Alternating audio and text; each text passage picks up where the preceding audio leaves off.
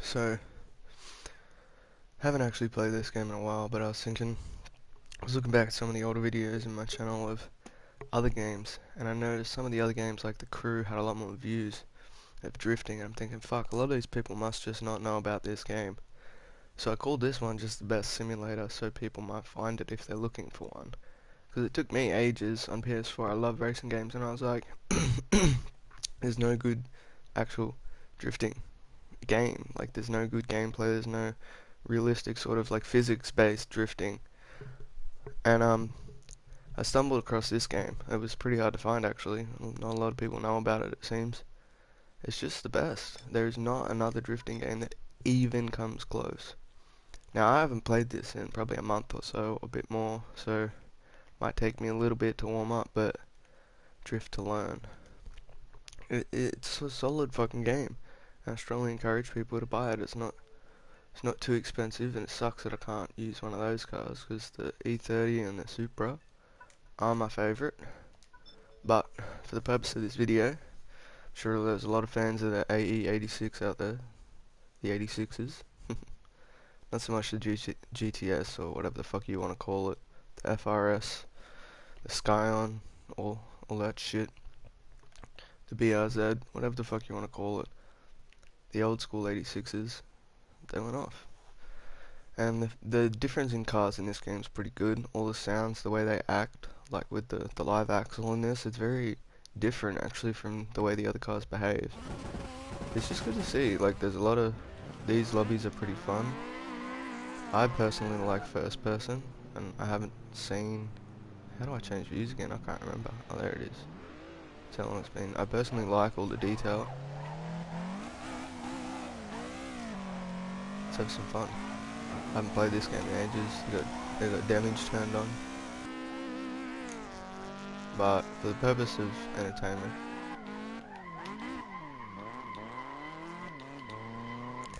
that's how long it's been, guys.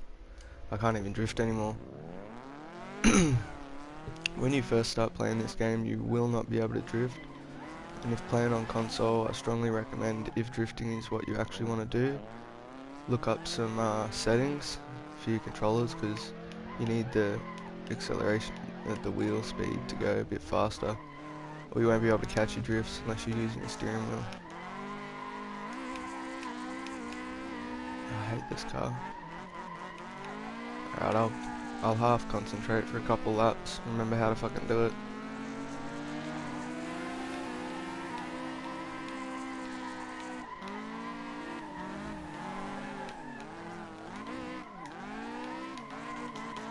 Oh god.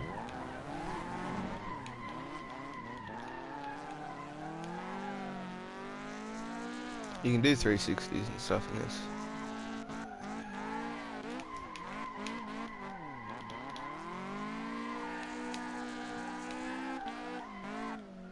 This car just doesn't have the power that I want it to. I think I can actually change. This one has diff settings, so you can change the gearing of the diff.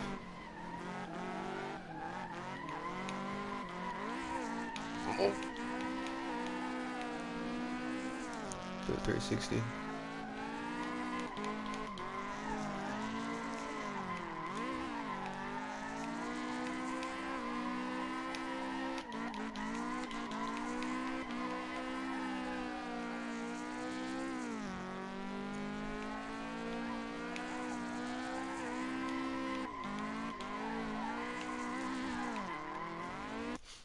Yeah, I don't like this car. It's not like, I like it, but personally I like the E30 and the Supra. Oh, wheel drifting. I won't join that. I won't ruin it for him. Oh, but there's no. Come on. God damn it! No one quit. Fuck it.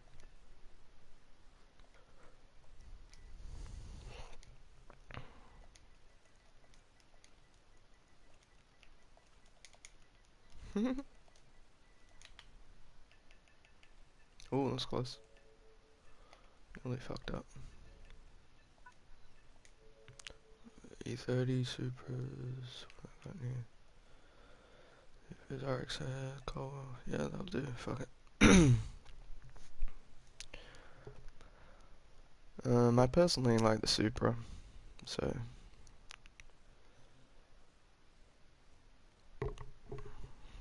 if the lobby makes itself eventually. Oh, La Ferrari.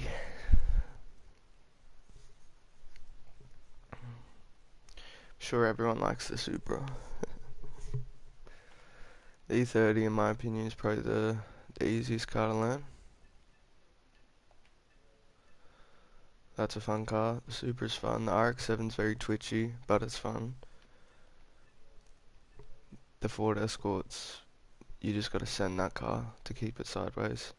That one's a bit harder to drift, and I'd recommend doing that one at the end when you really know how to drift all the cars. That one's one of the more fun ones. It's very hard to keep, yeah, to keep that one going, but it's so much fun.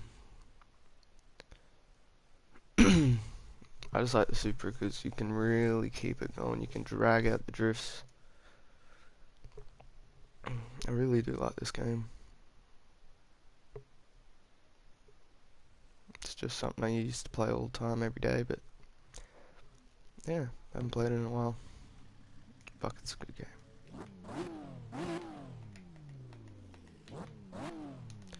Just for a peek at the settings, you can really fuck with a lot of shit.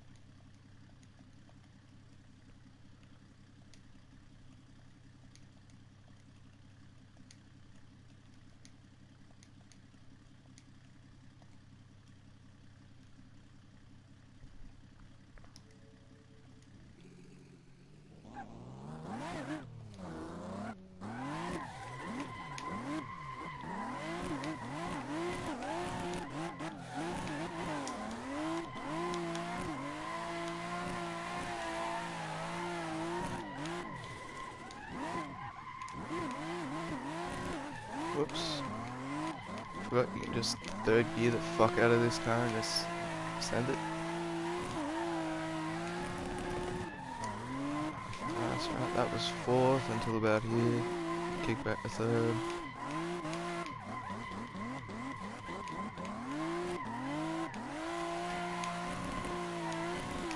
Whoops. I fucked up.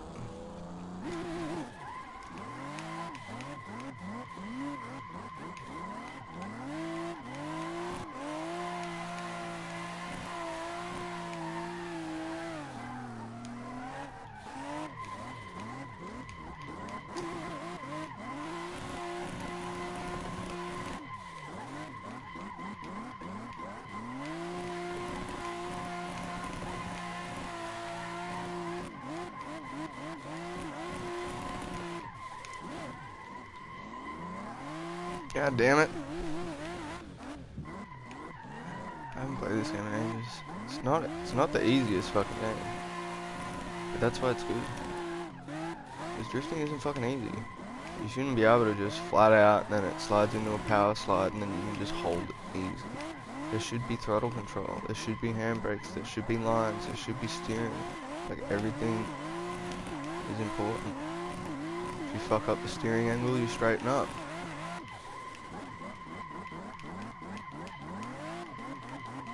Like if you've ever actually drifted a car, you know it's not that fucking easy. And it's very hard to hold it in the right spot. It's a lot of throttle control. More so than steering control. This game accurately shows you that. If you just hold it flat, there's no way I can hold that. That's what really happens. Back wheel come around. The whole principle of it is to change the tyre speed at the rear, and if the tyres are going quicker at the rear, they're going to continue to follow around. It's about finding that perfect wheel speed and holding it there. See, the other thing about this game is my wheels are fried, so now I've lost grip. And as that goes, I'll just be able to do any gear and just fry a set, you know? I'll show you. So if you're going for lap time, a lot of people leave that first lap because I don't want to fuck their tires, especially in the Super. The Super's good at it.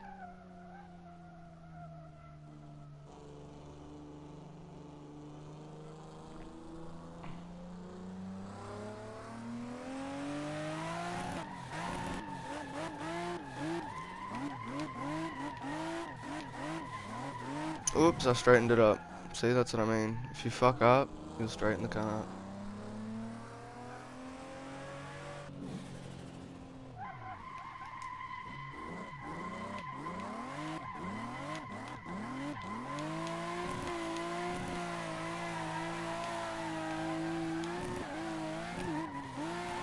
I fucked it up.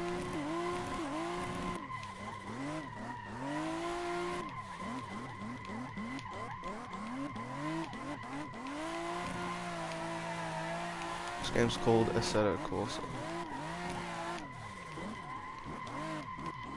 You can do reverse entries and stuff, but you really need to fucking nail it.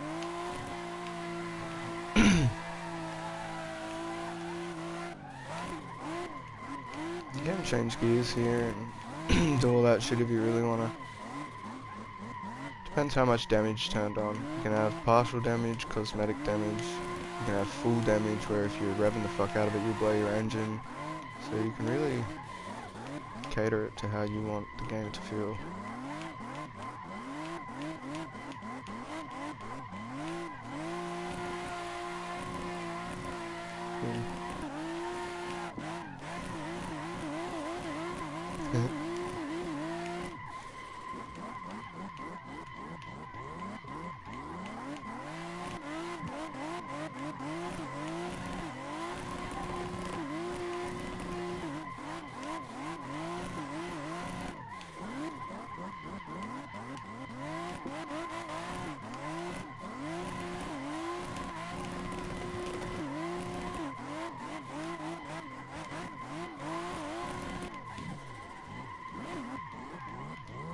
Need heaps of speed though. In terms of lap times, 28's not bad. You can get Supras to about 24s, 25s. The fastest lap you're probably going to do is this circuit here. Some people like to do it in reverse. I personally like to do it this way.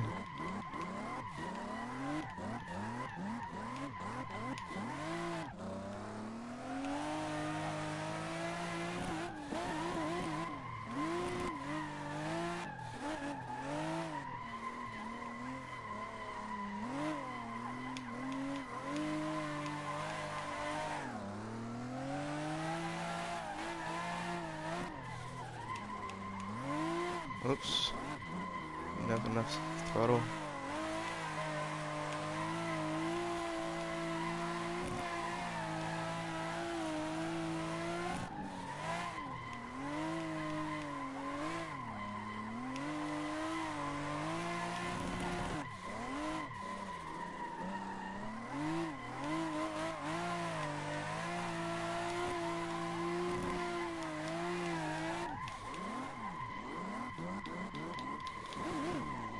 Yeah, fuck that. God, I haven't played this game in so long. Lost all the skill. It's gone. I'm gone.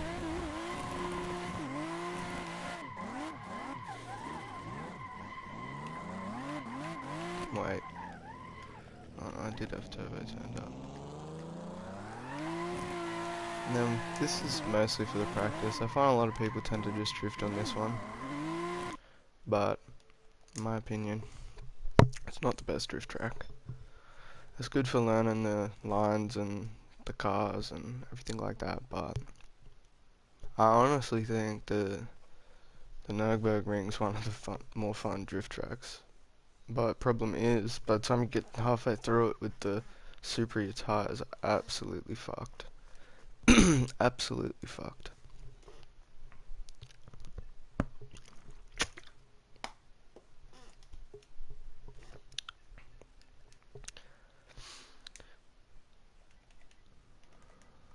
Oops.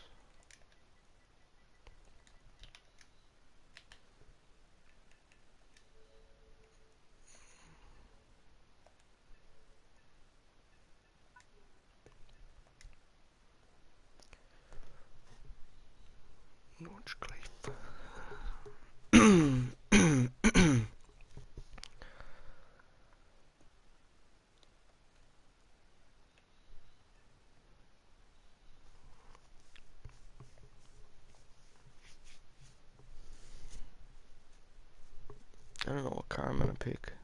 I might pick the Supra. It's definitely the most fun. Supra goes pretty hard. She goes fast. The E30 is a very balanced drift car, and its gearing is very good. It's very easy to get sideways and hold sideways. It's very good. The Supra, you gotta push the car a bit harder, but it's definitely got the power there throughout, thanks to the big old turbo, but only the drift version. The time attack is too grippy, and the normal version, obviously they've got factory turbo. The drift version must have a big old fuck off turbo on it. Because goddamn, there's a difference. Either that or it's just unchangeable and it's at like 30 or 40%. You max the cunt out in the, what's the one? And I do like that they have real tracks in this game. Obviously the drift track, I don't know if that's fucking real or not. But all the other tracks like Laguna Seca, they're all in here. The Nürburgring, it's in here. So, and you do have, if you want to buy a wheel, you got all your F1 cars and you've got all your like GT3 cars. You got the Le Mans in here.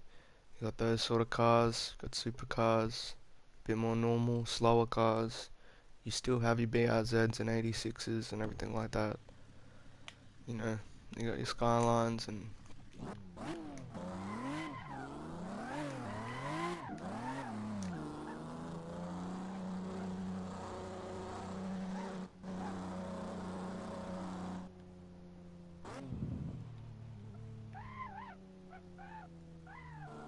it's moments like that where my steering setups fuck me over. I can't really use the GT3 cars in that Formula 1s because the way my steering set up, it's too, you hear that understeer.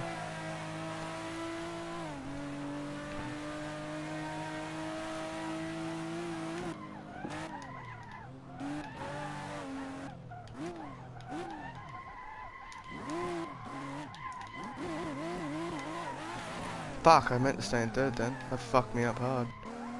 Oh, and the turbo, that's what it is.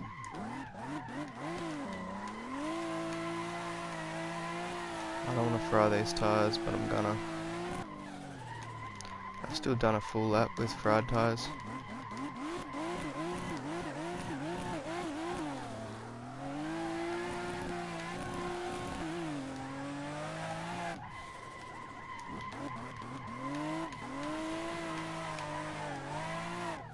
Oh shit.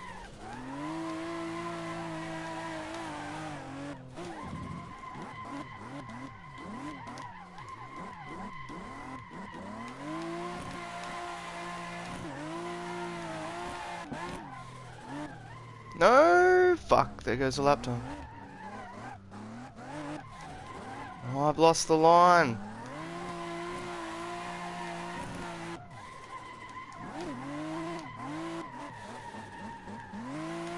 I lost the fucking line.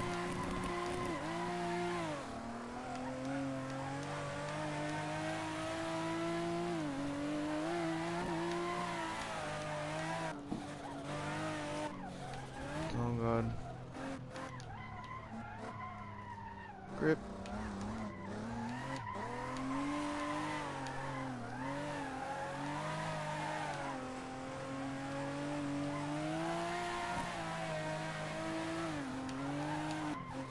Oh no, there it goes. Oh dear god.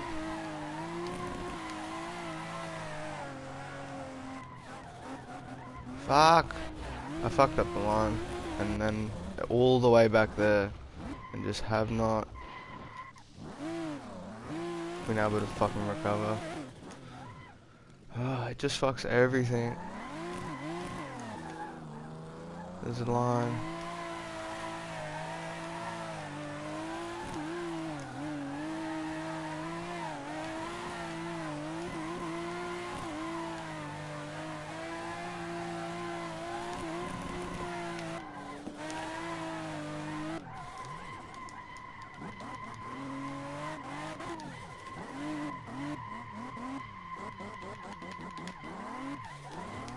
Oh no, that flick was way too hard.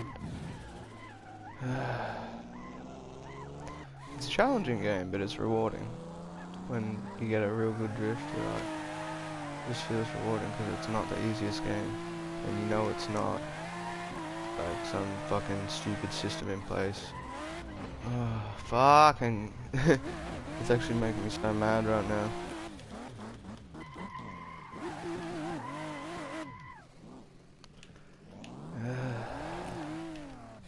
But you can full do it with the right cars and have the drift in line, but the way this car's set up, there's just no grip in the back.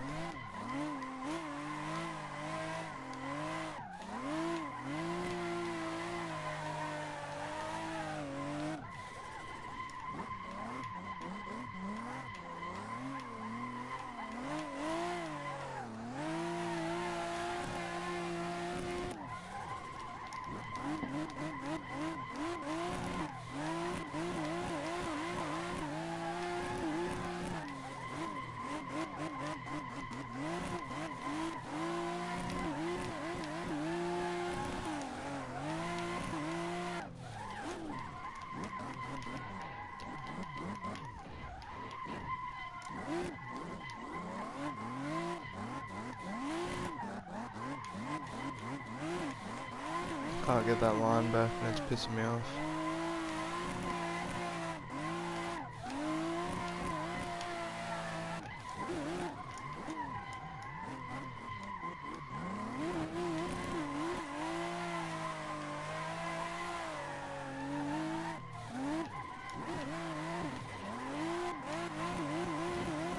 These tires are fucked.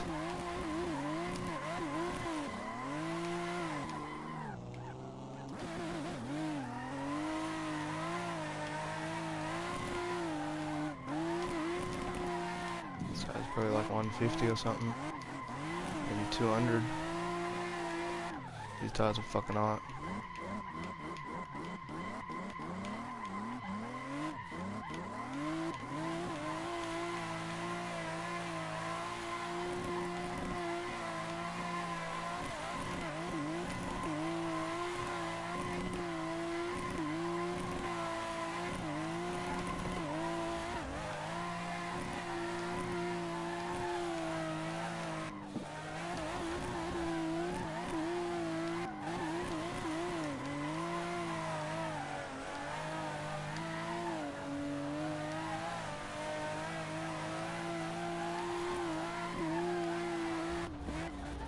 Oh god.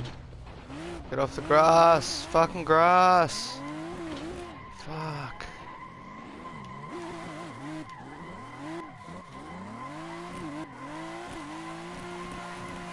No grip.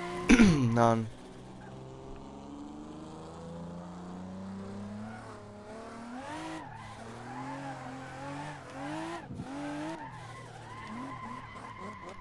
Yeah, just got no grip. Probably 200. No, they'll worry about 150.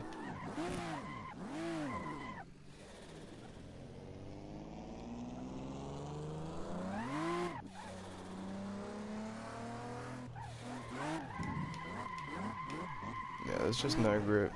Absolutely none. It's fucking damn near impossible to hold lines and everything once it gets to this point.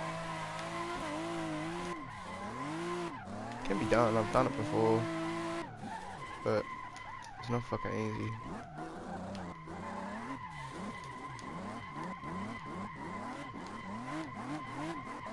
And you can't go fast, because your wheels just straight up don't throw you down the road, they just spin.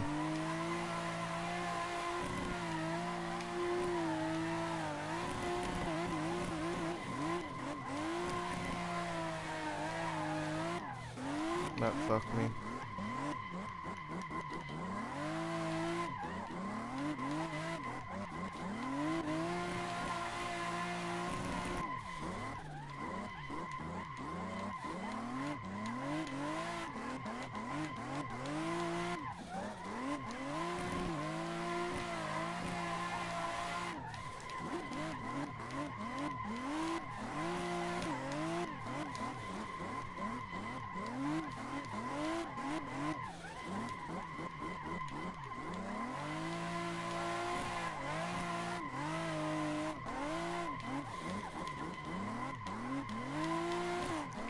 This game's so fucking hard. My tires are fucked.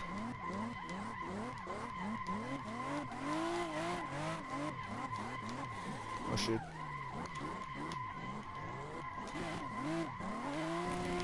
I got no grip. I can't even accelerate.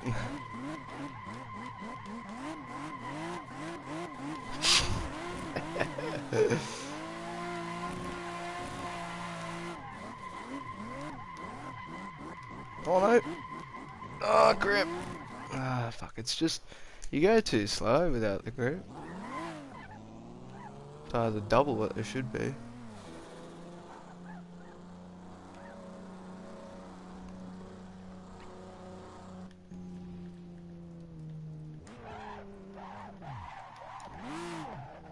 Alright, fucking understeer. So much understeer in this drift car.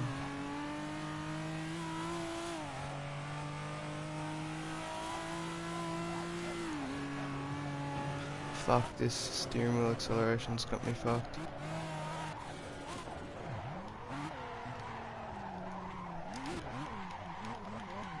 I fucked that, didn't I?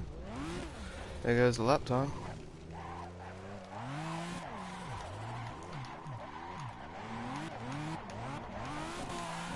First person changes it so much. I usually like using first person, but whenever I'm streaming I try to put it in this version.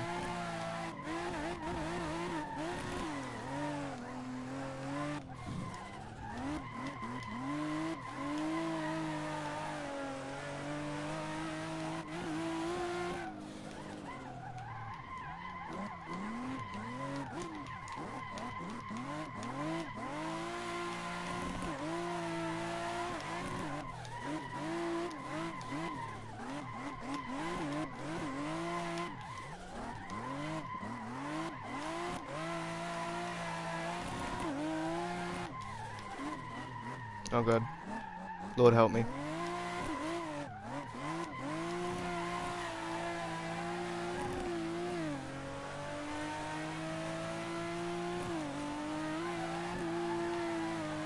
Oh fuck. This one always fucks me. You just don't have the fucking grip.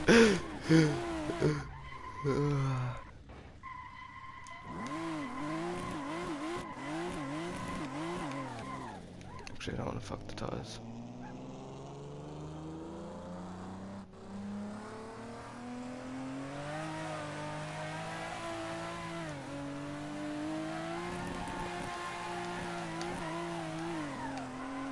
Shit. High speed drifts. I fucked.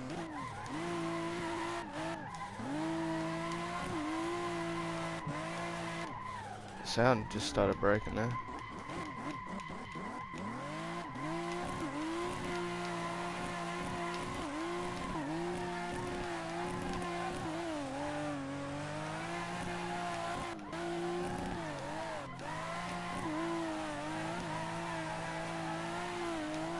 Oh god, I wanted to flick back.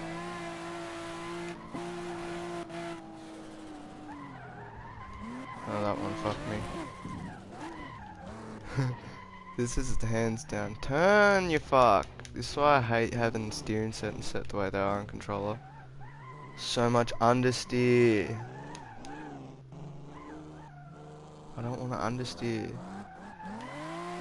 So annoying.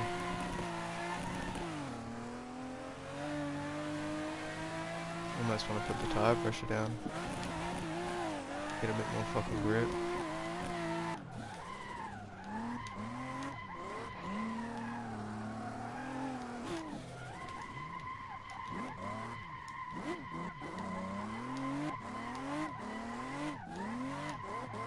Oh fuck.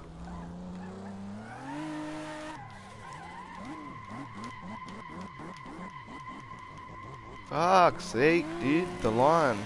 I lost the line. The line's so much different for drifting this map.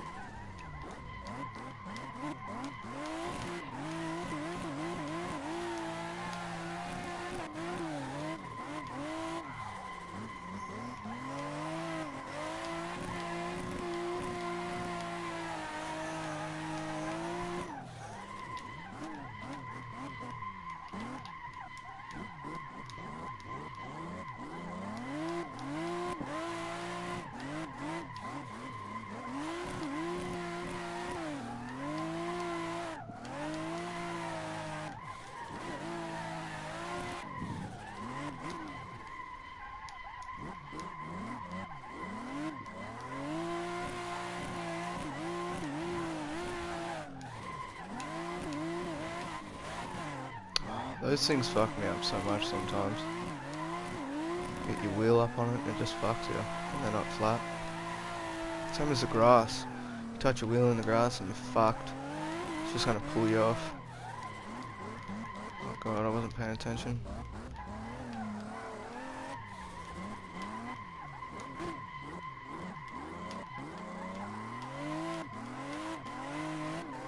And the tires are fucked again.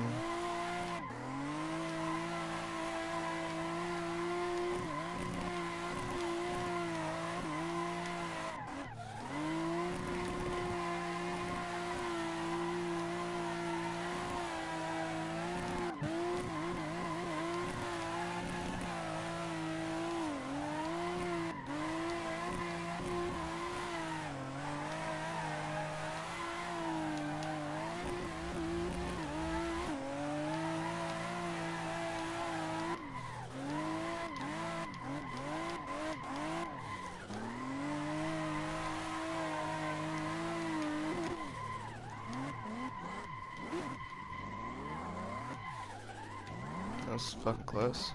Right on the fucking edge. Oh, for fuck's sake, the tyres are always screwed by you and you can never make it up this hill. I wish you could totally turn off tyre wear. Like, I like it, but the drifting is just annoying. If you've got optimal grip, then you jump in this car and you're there for 10 seconds and it's fucking gone. Just fries it. And then you can't make corners like that. Doesn't matter how much you like. There's just not enough grip in the fucking tyres to keep me in line at the speeds I want to do. So then I've got to slow ride down. And I don't want to.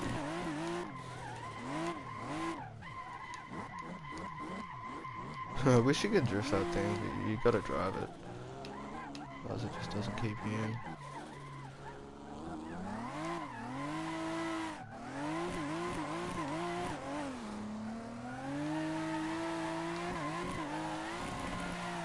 No other car has this sort of power though. Like all the other cars you can keep the tyres a bit easier. Like the E30, the M3 E30 is probably one of the best, in my opinion, for tyre wear, power to weight ratio, how easy it is to just keep it sideways, how balanced the car is, like the weight distribution. It's very good. This car's good. A bit heavy in the tail end, but it's just got the power to make the whole thing fun. Oh god, I straightened up.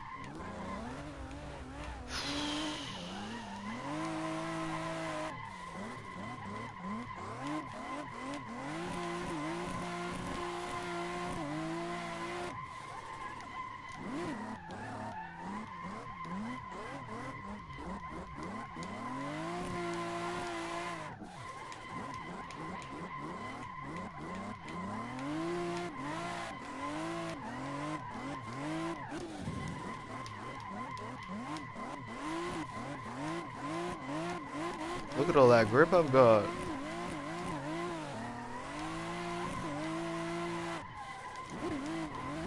I don't even have enough grip to stay in the right fucking line.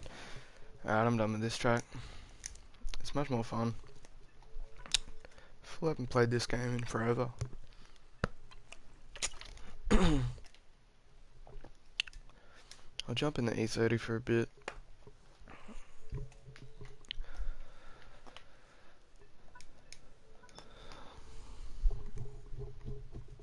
Some people have the weirdest car settings. I've jumped in lobbies before that are just like AE86s, or just like... Fuck, I've jumped in a lobby before it was just MX-5s. 3 different models of them. Every single one of those cars you've got to have at the absolute limit just to get it sideways. This car's the fucking best though. Hands down. It's the best. It's just the best. You can get to the top of the leaderboards. Jack Hammer's probably got like 26, 26. I'll go 28. He's probably got 28. Alright, I gotta get used to this car though. Each car behaves totally different. Give me 4 laps. Do they have traction control or something?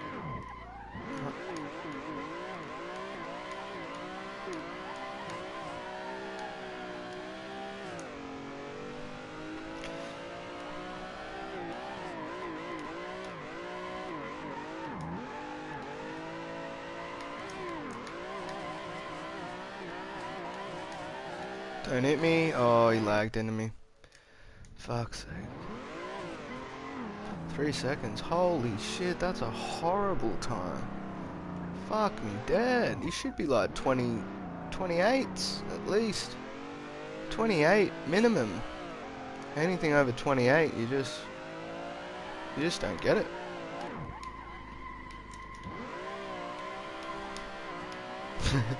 This thing's the best to do like that guy. This is the best to do like 360s and shit in. I had the wrong line there. Can I make it? I made it back. I was gonna end up in the other fucking track. Had the wrong line, wrong amount of speed. Understeers. My controller's dying. I'll swap controllers next time it dies. Is it gonna die? Come on, turn it off.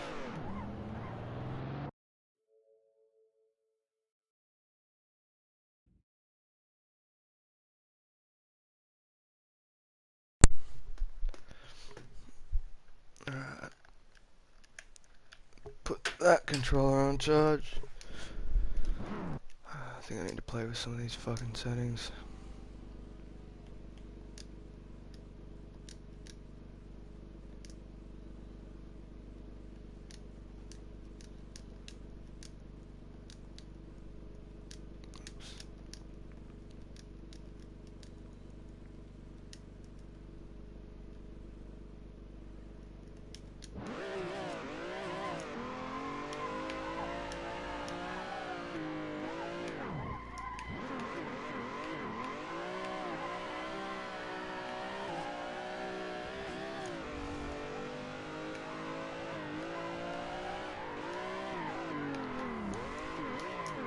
What's this guy doing?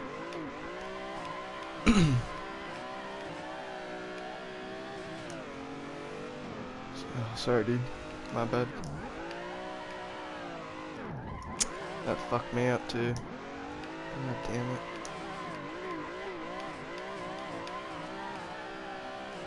Get out of that fucking line. Oh, the grass, man. The grass.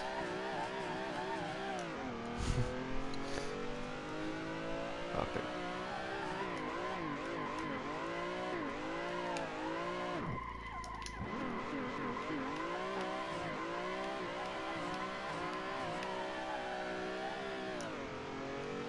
Oh fuck, I should try and take a better time.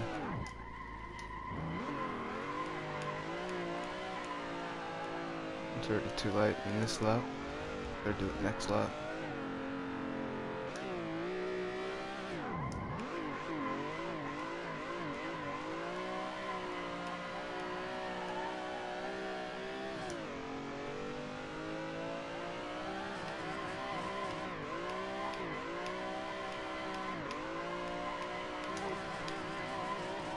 Oh, I did it too early.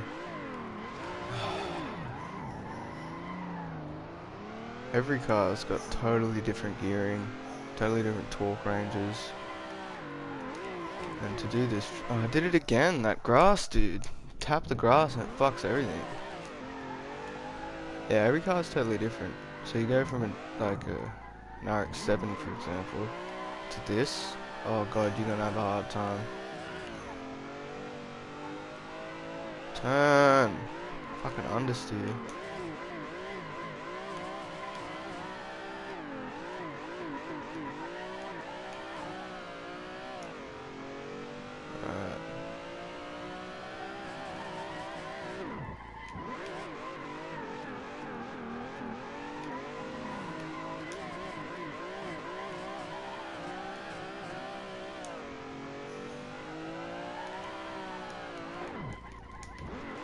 Hit it again.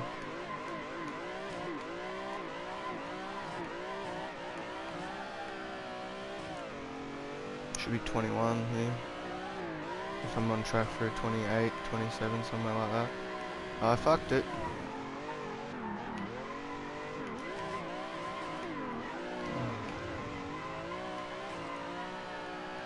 It might be just cosmetic damage he's got turned on. I don't know, I didn't read it.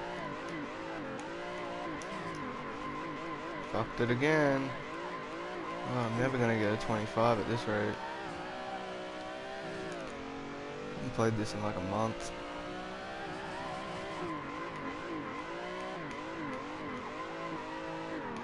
Oh, for fuck's sake.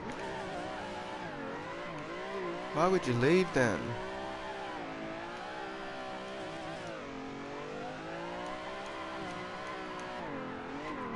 I've done it again. Can I stay on? Should have gone back to second. See, that guy's doing it backwards. Some people do, eh? Oh my god. I'm getting mad. Straight up. Tilted. Oh my god, exactly the same time as me. 28's horrible for me. Not happy. It should be a 26, 25, somewhere around there.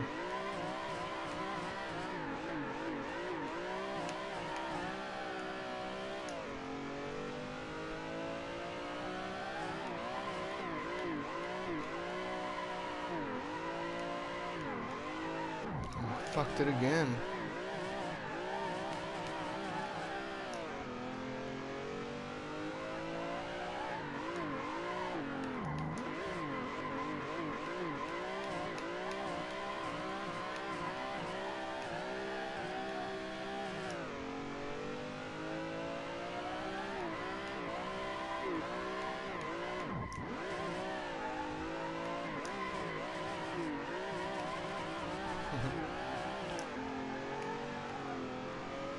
God, fucking annoys me with its rev limit sometimes.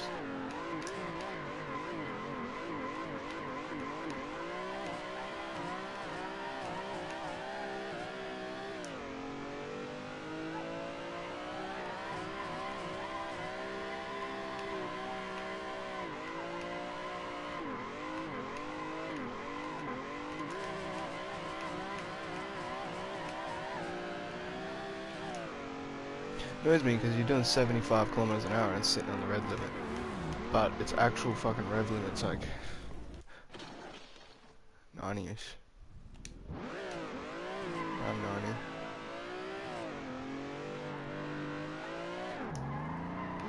The understeer for days.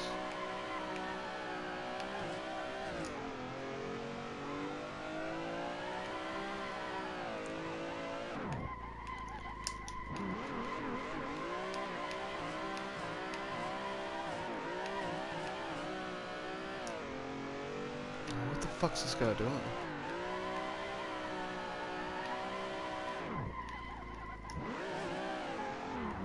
Fuck me dead, dude.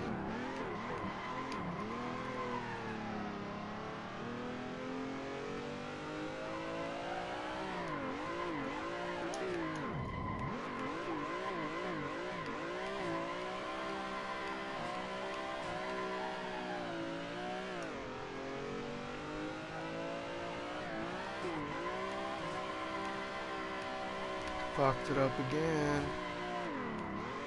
This car is unique. It's not very forgiving because it doesn't have the power to just troll you. You can't just do whatever the fuck you want and make that line. You gotta nail it. But this guy's very stable.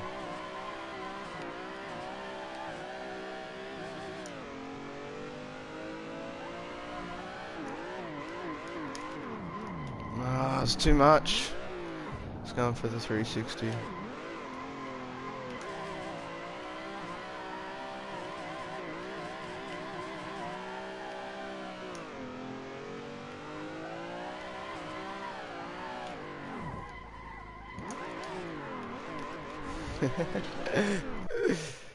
Straight up, I'm just gonna go for 360s and shit now. Can't be fucked. Too much effort. It's too much effort to just grind away and get the line right and figure out the car. Figure out what gear you gotta be in. Oh, fucking stop understeering. It's pissing me off, hey. It's fucking triggering me. I do not care. I'll put the cunt 10 PSI apart. Fuck it.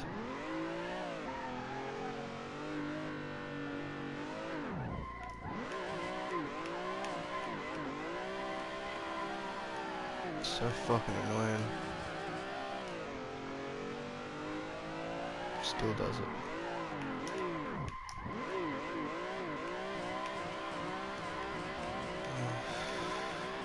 I'm gonna be dragging the front tires. Fucking probably. Because it's better for the 360, so.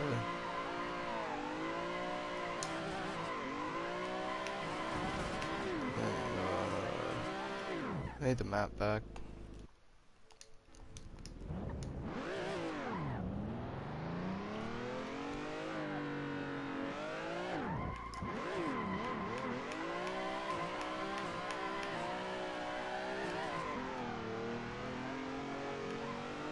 What the fuck are you doing?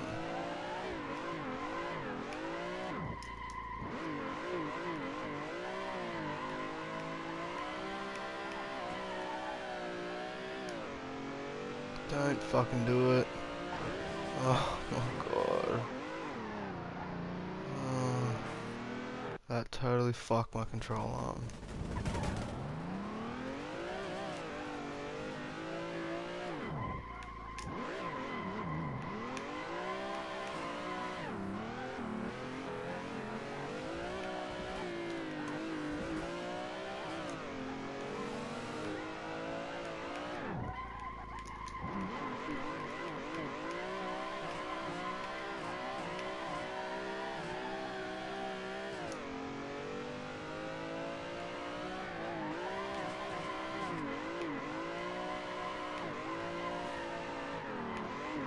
Fuck's sake.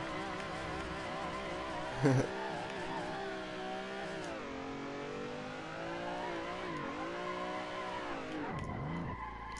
don't do it. Straightened up.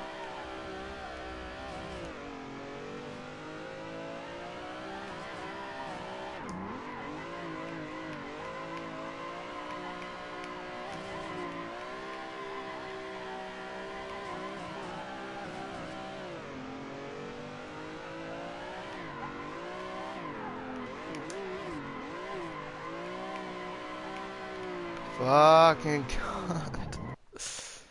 He wasn't even drifting. I don't get some people, dude. They go around the track fucking backwards. Like, to go that way, you literally gotta go out of here. Fucking go around here. And then go back this way. Why? This fucks everyone up. And it's so much fucking harder to do this way. Honest to God. It's so much harder. I'm just not used to it. My brain's just like, what?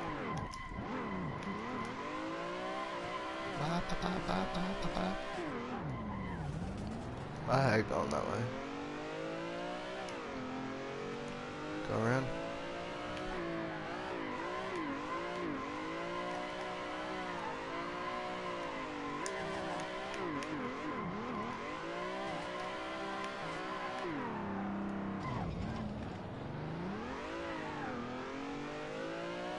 My control arm's so fucked. Problem is, these guys do this circuit. You got two different circuits going on. People stop here, and they do this.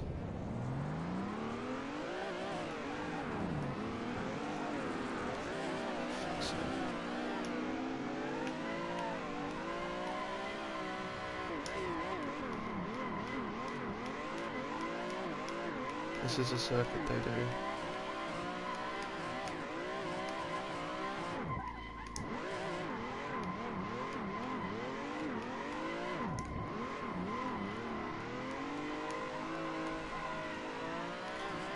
don't know why, but they just do. I personally hate this circuit. It's too fucking slow. Way too fucking slow. That's all they do. You'll just see them lining up, and they'll just do it again and again and again and again. And I don't get it, because it doesn't even give you a lap time, so like, what's the fucking point? And then they'll stop here. You watch, these cunts will stop. And I'll go, yeah, let's go again, let's go again, let's go again, man, let's go again. I just fuck with him. I just throw 360s in.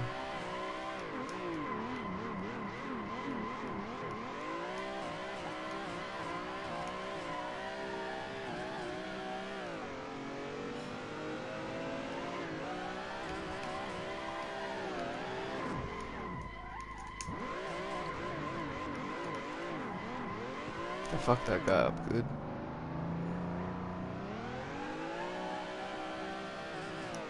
I don't like going this way around the track. Not used to it.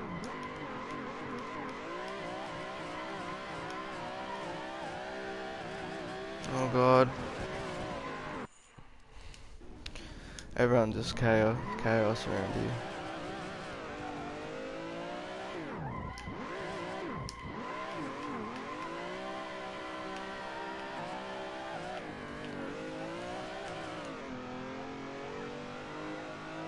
Understeer for days, and then I touched the grass because it fucked me up. 'Cause it didn't start my drift when I wanted it to. And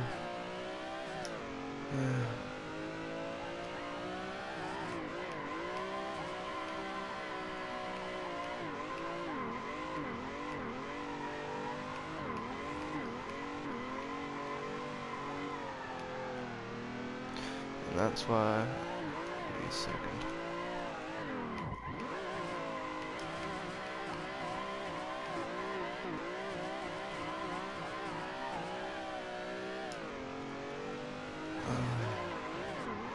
There goes the control arm. That's how much it turns. Ready? I'm not steering at all.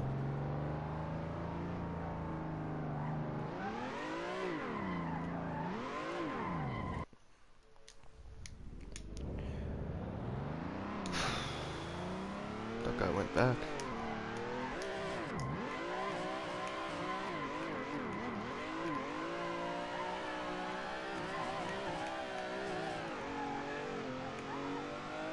Don't do it.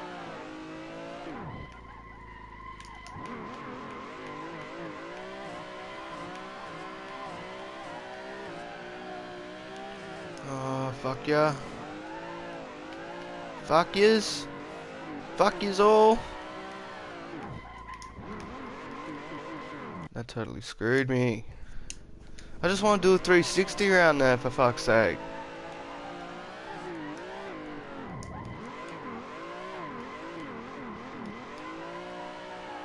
Everyone's gotta go in reverse for some fucking reason. Oh, fuck me up again. Fuck. Finna snap. Oh, don't do it, cunt. I don't care. I'm driving my line. Fuck everyone.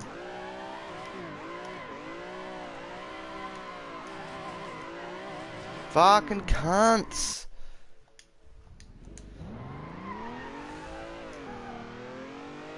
I'm about to go to Apex. Fuck these.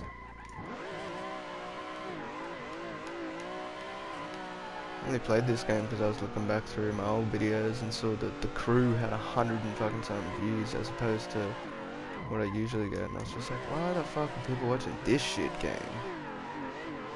Because it was a drifting video, and it's like, it's got the worst drifting mechanics, like physics I've ever fucking used. Oh my god.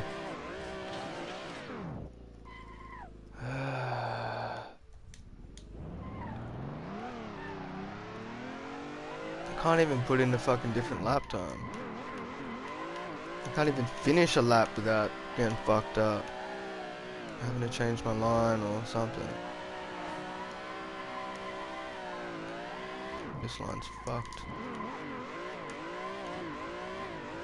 I won't even get a lap time for this one, puppy. Nah, he's done it again. Ah, McCain, you've done it again. Fucking bastards. I'm about to fucking quit. For this is annoying.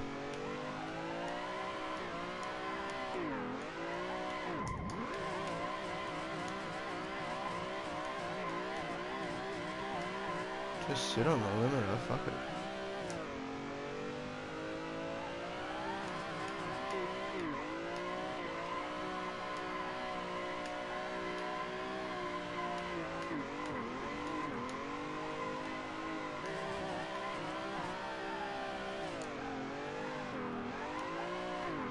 I fucked myself over there.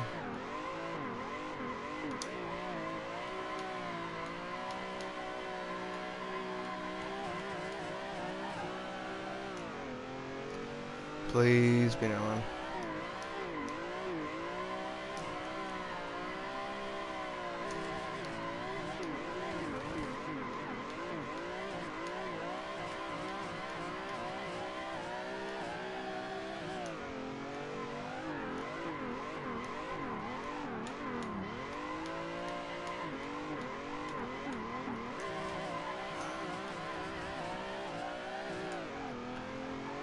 I should be smoother with the downshifts.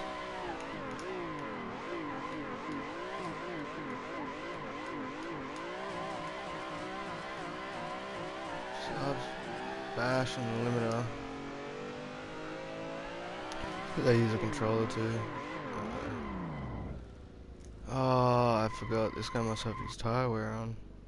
He does.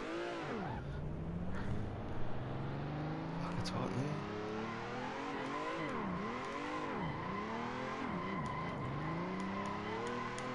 I shouldn't be able to do that in third gear.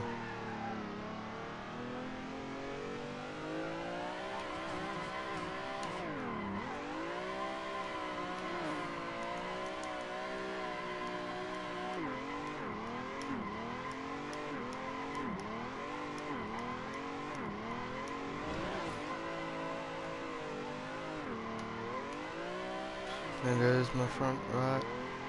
One of the control arms. Fuck it, upper and lower.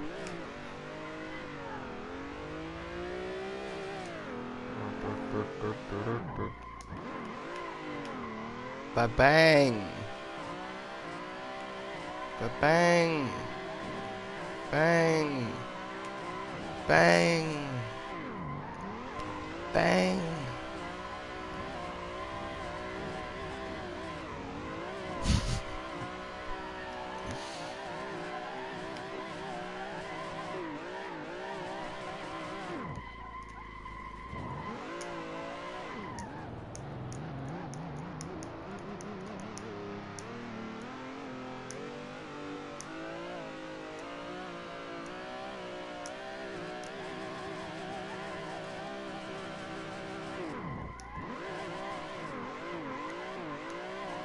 I wonder if they have engine damage turned on. One way to find out.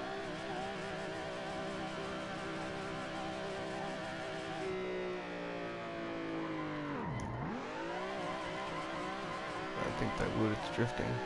Everyone would be driving around with blown fucking heads.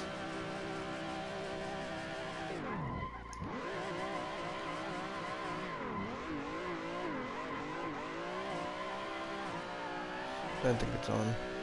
Would have blown by now. Would have gone BOOM! Nah, it just would have come up yellow then red. And the car would have had no power, no nothing. Would have been fucked. No compression.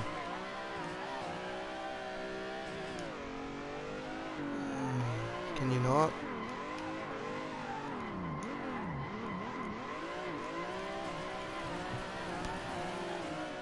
Oh, fuck it, 360.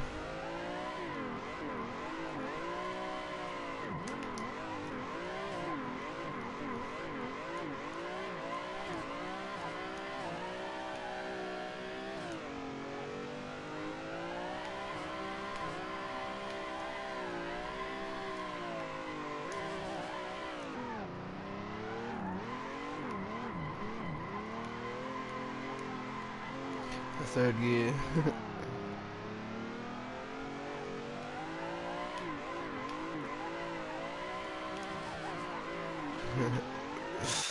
I can't do them that way, it's so much harder.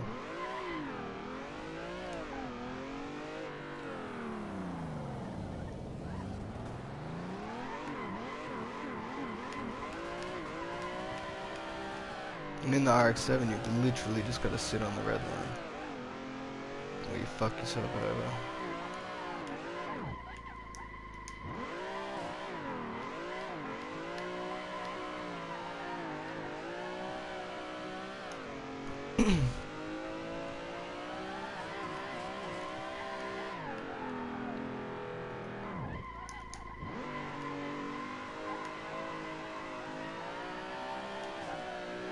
Oh god, I couldn't see him. And I'm done. Anyway. Probably gonna go play some Apex. Slay some guns. Chase the win. Maximum aggression, just charge it, people.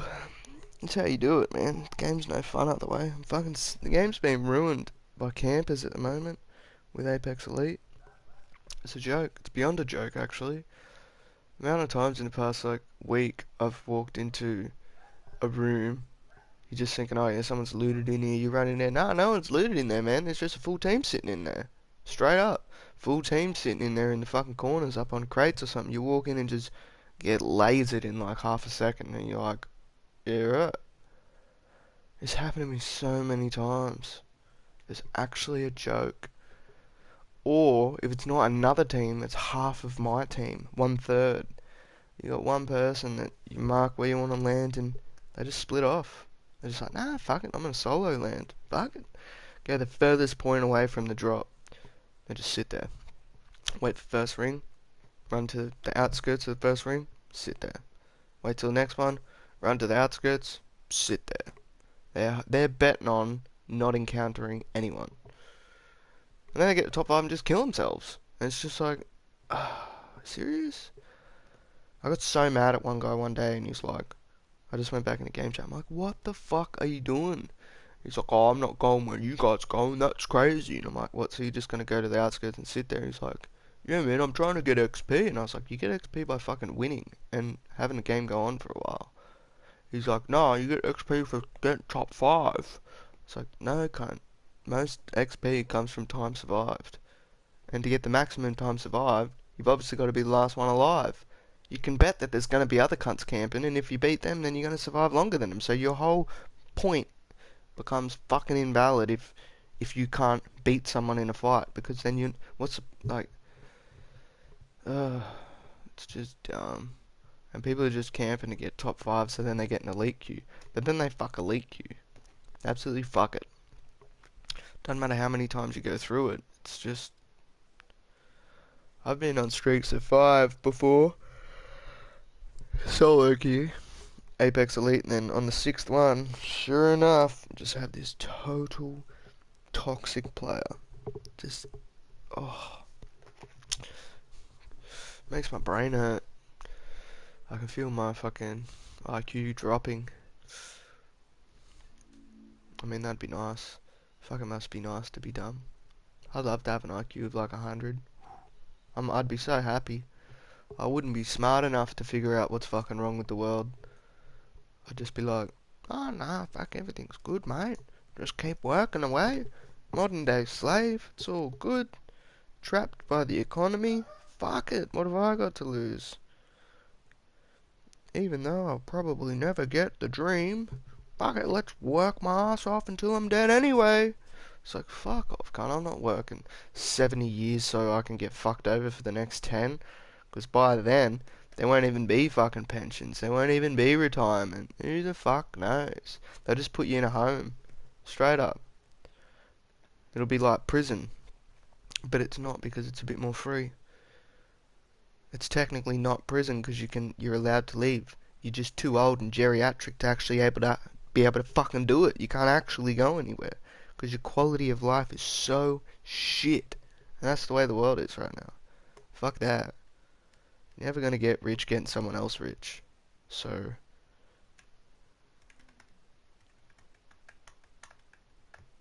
The only way is to be independent, to have a business idea, to be an entrepreneur. They're the only people that actually get far. Because the chances of you finding a company these days that actually looks after its employee to the point where you get paid well, slim to none. Because that's the way the world is, dude. It's fucking... The whole reason that guy made that company is to make himself money. So he ain't gonna go, oh yeah man, you're working hard. I'm gonna take all the profits that I wanted to give to myself and I'm gonna give it to you, because without you, like, they just don't have that sort of gratitude. They're just not thankful for their employees like that. You're a fucking number to them. You're a worker bee. That's all you are. I've worked for a few big companies and that's exactly how it is. They don't give a fuck about you. If you start complaining, they'll give you less hours. And they'll have some other dumb cunt fill your spot. Someone who's just smart enough to do the job, but not smart enough to question why he's doing the job. That's what they fucking want. And that's not me, because I always question shit. It just won't happen. So I'm a horrible employee. Horrible. I can't just follow people's mindless lead. I have to know what their intentions are and their motivations. I have to know so I can think the same and understand where they're coming from. But nope. Businesses these days are bullshit.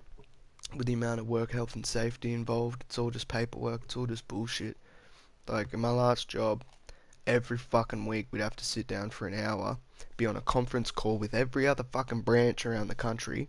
Can you actually imagine, right? You've got customers coming in, and there's three cunts, three out of the 5 workers in the store are just sitting down for an hour. You may as well close the store for an hour. Whoever thought of that is a fucking idiot. Because the whole point of it is you sit down and you observe safety hazards throughout the week, and you're like, oh yeah, that concrete crack is a trip hazard. So you write it down in your little thing, and then on the conference call, you got any safety concerns for your branch? And you're like, yeah, there's a fucking mad trip hazard here. And you know what they say? They don't fix anything. It's just part of procedure. It's all for the investors. I figured it out, dude. It's all for the investors and shareholders. The reason they do these policies and procedures is so that they can actually show on paper they're trying. They don't actually give a fuck, though. They really don't give a fuck. It's all about legalities. It's all about having systems in place so if and when things go wrong, they can say, well, hold up, how come you didn't tell us about it? It's not our responsibility, it's yours. It's all fucking legalities, dude. That's all it is. It's all lawyer bullshit. They don't care. They just want to keep making money. They want investors to invest. And to do that, you need to show a good business model. You need to show you've got systems in place to protect your workers. You need to make it look like your workers and employees are happy to work for you, when in reality, they're fucking not. That's the game. That's the game they're playing. They don't give a fuck about their employees. Not one fuck. If they did, everyone would get pay rises. But you know what happens? Comes around to next year, pay rise time, and they go, oh, we realise you don't actually need a pay rise because you're being paid above minimum wage, so we can do whatever we want. It's like, fuck you, cunt, I work hard. So, fuck 'em. That's where I'm at. I'm 21 and that's where I'm at. Fuck everyone. They wonder why the biggest, like, killer of young people's fucking suicide. I'll tell you why. I'll tell you the exact reason why. Especially young men in Australia. The statistic is 33%. The reason is because the world's fucked. No one cares about climate change. No one cares about the world. We're all actively trying to fucking mine every resource from it. That's why people aren't fucking happy. Because there's no hope for the future. When we've been talking about climate change for the past 15, actually for as long as I've been alive, this has been a thing. There's been some scientists saying we're going to die to climate change or some shit like that, global warming. This is what the fucking movie Ice Age was made about, for fuck's sake. It's literally what it was made about. You can't tell me we haven't been aware of this problem for the past 20 fucking years. Now we just know it's a serious problem because we're seeing things all around the world, like fires and shit. No other time in my life has every year there been simultaneously one half of my country on fire and the other half of it fucking underwater. That shit just doesn't happen. And if you can't analyze that pattern and be like, damn man, there's a problem, then you are the problem. For real. Facts. Shits me. Fuck, now I want to play this game again. Those guys just pissed me off before. Got me triggered. Got me ranting. Once I'm off, I just keep going, cunt. Never stop. I'd be a politician if the world wasn't so fucking corrupt. But I know exactly what would happen.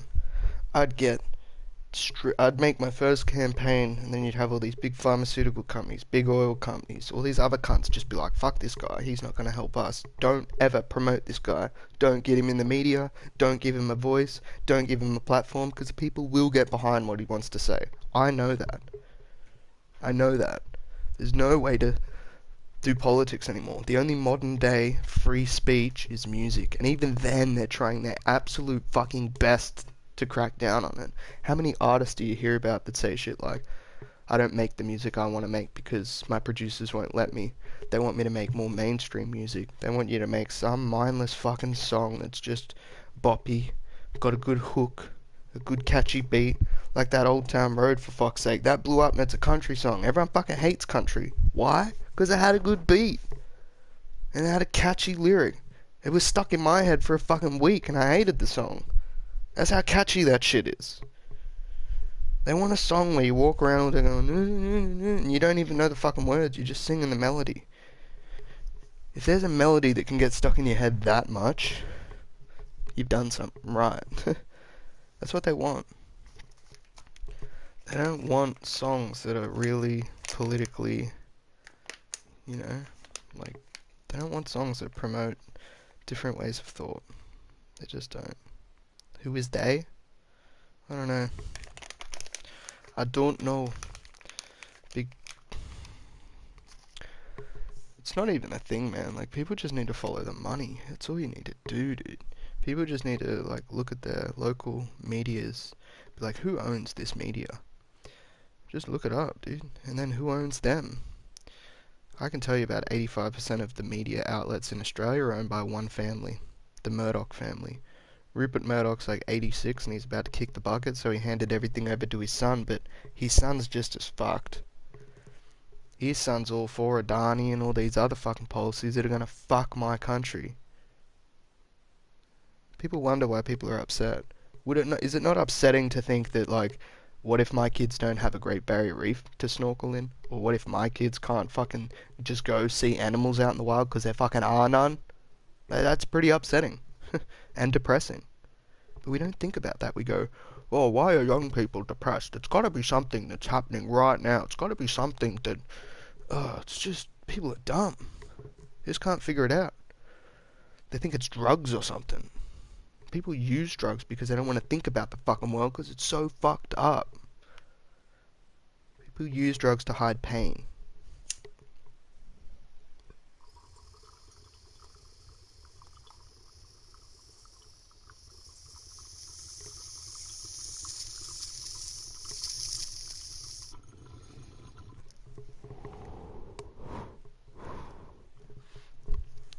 Like that.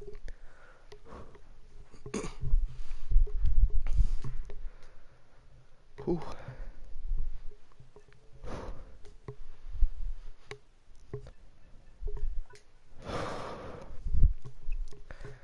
I gotta get off this political crap, man. It makes my blood boil. Makes my blood boil.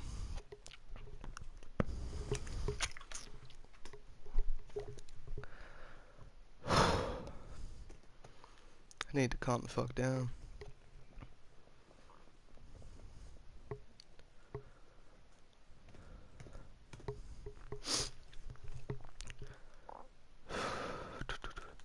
Independent media gets squashed too. Like, I know so many independent artists in, like, this area, my area, local area, Body Bag Media, been to their studio. And there's so many people that just get squashed by, like, Triple J and these actual radio companies because they're like, no, what you're saying is it's going to promote free thought. We don't want that. They're like, can you make something a bit more mainstream? What is mainstream? Mainstream is fucking music that's been tuned to 440 Hz since, I don't know, a while. Every reason they have for that is just bullshit. If you look at that, everything got digitized a while back, and they're like, yeah, let's go to 440 because then the computers can just work out the calculations. All the instruments got refretted.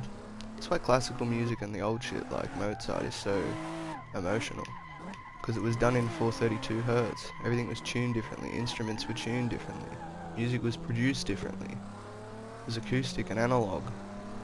It wasn't digital and shit. If you look at like the calculations for every note and what it comes down to, it's never a whole number anymore. It's like 3 point something oscillations per second. And while it doesn't seem like much, your body notices it. Your body's very sensitive to vibrations and waves. Everything is just a wavelength at the end of a day. And if your brain is smart enough to look at a wavelength and differentiate a color or a sound or emotion, then at some level we notice the difference between wavelengths and hertz. You cannot deny that.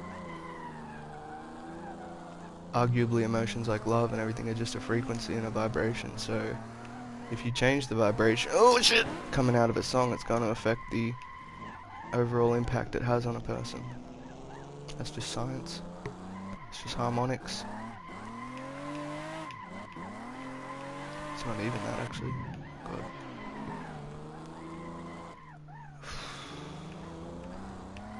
Oh, that's what's up.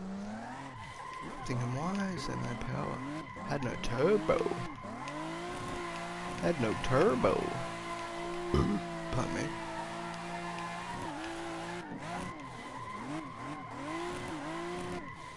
These guys are gonna fuck me. I hate this fucking livery.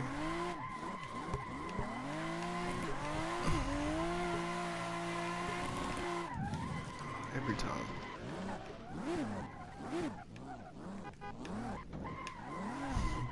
Didn't mean to hit him that second time.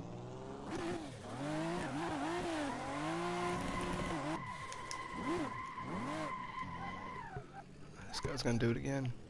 Never mind. I think my control arm got fucked. Just lightly.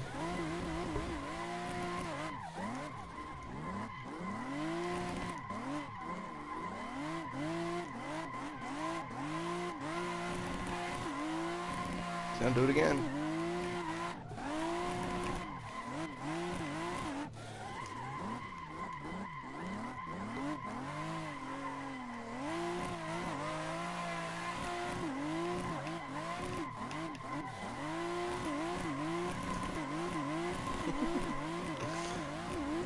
He's in full just.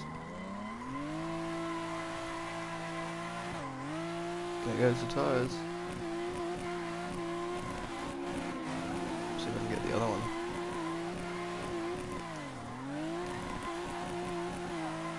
Come on, I need the other tire to pop.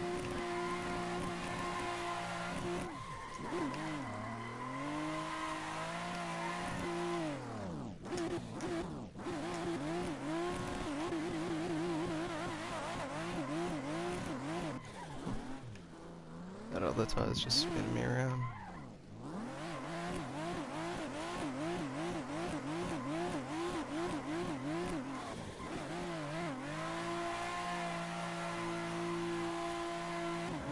There it goes.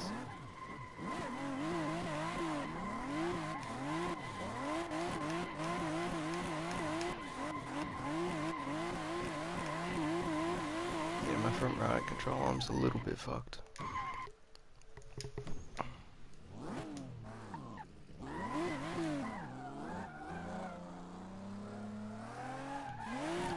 Ooh, he's invited me to play Apex.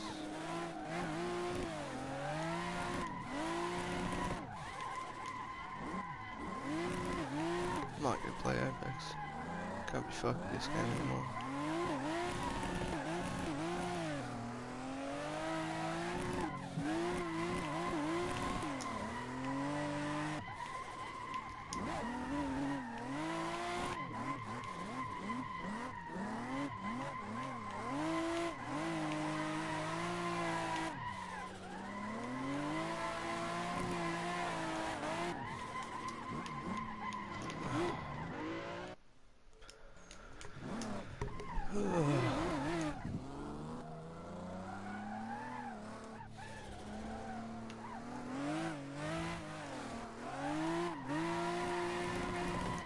I'll give you one example of how fucked the world is.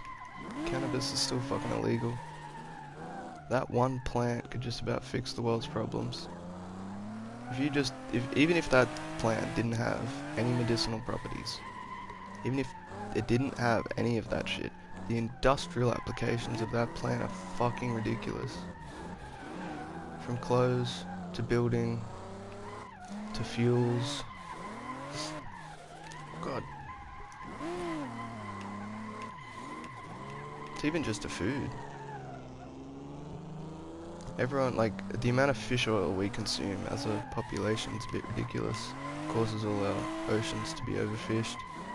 The amount of bycatch we have in fisheries is fucking ridiculous. Like, up to 80% of things people catch in commercial catches are just bycatch, not actually used by people. Why? Why are we taking 80% of the fish out of the ocean, like, in a catch, and we're not even fucking using it? Not being consumed. Just fuck it. Why not? Let's just have these huge, oh my god, huge nets catch everything. It's a bit of a joke. It's pretty controlled, but not enough. It's not sustainable. Sustainability is everything, but we live in an age where people don't give a fuck about sustainability. They care about making themselves a profit, because they ain't gonna be alive forever, so it's not their fucking problem. That's what the real problem is. You got all these old people going, oh well, not in my lifetime. It's not my problem. I leave that to the future generation to deal with.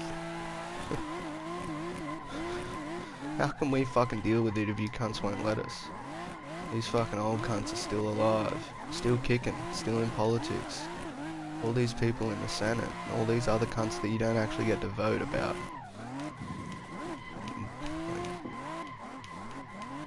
Voting's fucked anyway. It's stupid. How it's a democracy is beyond me.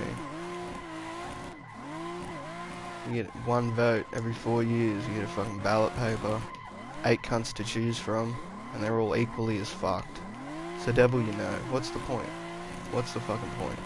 What I don't get is why we still have this current system of politics still. We don't need a fucking House of Representatives. It's the age of the internet. I can just jump on Twitter and be like, Trump's a dumb cunt. My voice has been spoken, you know? I don't need some other muppet to misrepresent my beliefs. I can do it myself. I don't need it. It's outdated. It's antiquated. We do not need it anymore. We don't need this current fucking system where we go in and vote like once every 4 years. Make an app. Make a government fucking app or some shit. I don't care. Some website you just log into. You got your... Everything's already online anyway. Everything's already online. You've all got a... In Australia there's a MyGov account that's linked into fucking everything. Your health services. Everything. I don't understand why we can't just log into that and make a vote about anything. It doesn't have to be compulsory, that's what fucks everything up. Over here, our last election was totally fucked by donkey voters, which are people that don't vote. Because voting's compulsory, and if you don't vote, you get fined.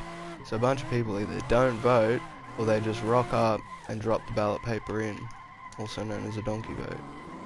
Problem was, last vote, 7.6% of people donkey voted. While that doesn't seem important, it is, because 45% of people voted for Labour Party, and 49% voted for Liberal. No, sorry, it was the other way around. 49% voted for Labour and 45% voted for Liberal. But, because Liberal was the party that was in, all the donkey votes went to Liberal.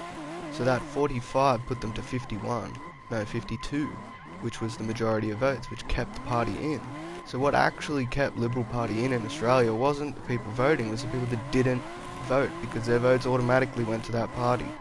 So how that's a majority vote is beyond me, when by default someone's going to get 7.5% of the votes, I don't know. That means you don't just need 51%. That means you need 58.5%. That's not majority. Like it is, but you know what I mean? That's an unfair majority. You need to have more than just the majority.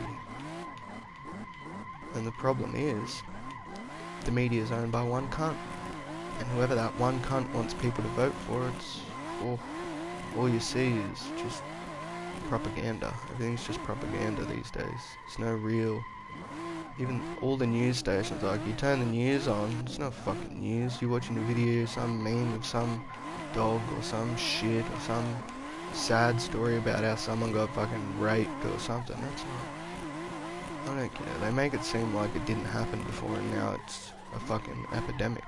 It's happening at the same fucking rates it's pretty much always happened at, if not less nowadays, because it's more talked about. Everything used to happen more back when women were a lot more oppressed. Feminism's not even a fucking real issue these days, if you ask me. Honestly, there's not one argument to be made about feminism. The whole movement's fucking done. It's finished. They got what they wanted. If you told me that shit back in the 60s and 70s, I'd be like, yeah, fuck it, if you got a point, man. You need to get off your ass and riot. You just need to stand up for what you believe in. They've done that. They got all their rights. It's happened. They get paid the same, everything. There's no argument there. None. The only difference in pay gap, there isn't one. There's a difference in profession. And that's just innate. Women want to work with children. They want to work in beauty. They want to work in advertising. They want to work in all those fucking things. Humanitarian things. Men don't. A lot of men don't care about that stuff. A lot of men just want to go fucking build something or do a trade or whatever, and unfortunately those are higher paying jobs. That's reality. It's not unfair. It's not a pay gap. It's reality. If you try and fucking change it so everyone gets paid the same, it's gonna break things, because what's the point? What's the point of going to do some hard fucking thing where you gotta be smart, engineer a whole fucking building, do all these calculations and shit, when you can get paid the same to go and look after a kid? What's the point? There isn't one. You've just taken all the point away. The point was financial, because it's a high paying job. So then, if you do that, you will ruin everything. There won't be enough architects, there won't be enough engineers, there won't be enough mechanics, there won't be enough tradies, because why would you want to do it? Why would you want to go and pull apart something that's got shit in it when you can get paid exactly the same to just go sit in daycare or listen to someone's problems or whatever? Like, that's the issue. People are trying to ruin it.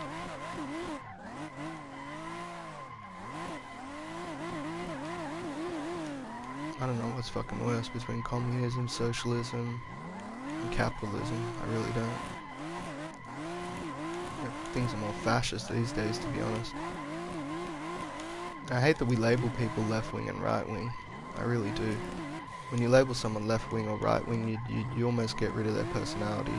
You're almost making them a statistic by doing that. People have personal opinions and personal motivations. They don't just... not just one or the other. I fucking hate it. You're almost, in a sense... yeah, it's... yeah. Not a fan of the world, evidently. It's made me fucking cynical. Way too cynical for 21.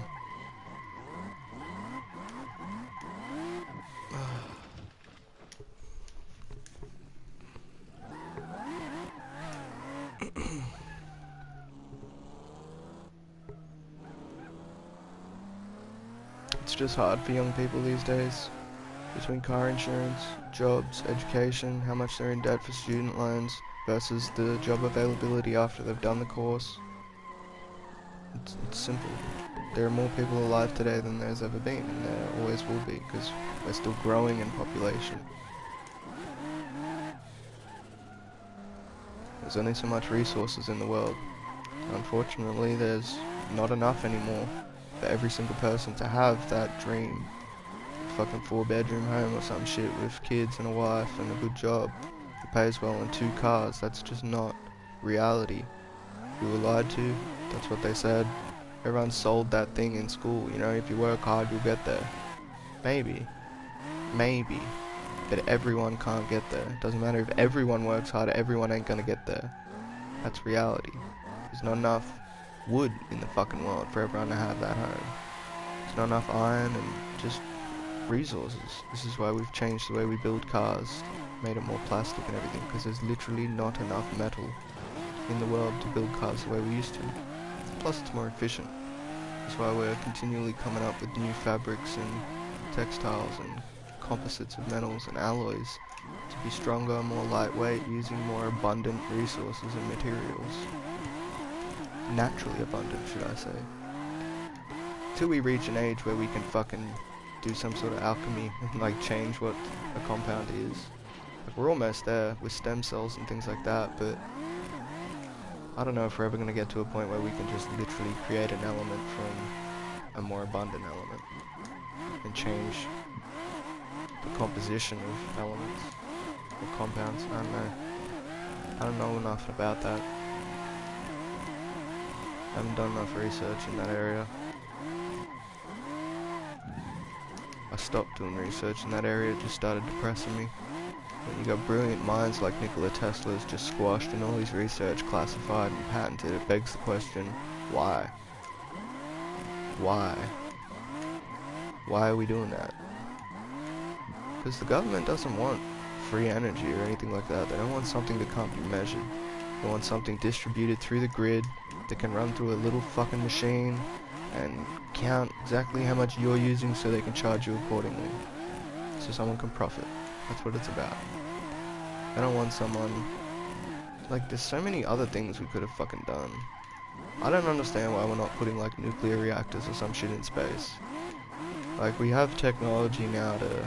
Like, NASA's been working on technology to wirelessly power things through infrared lasers and beams.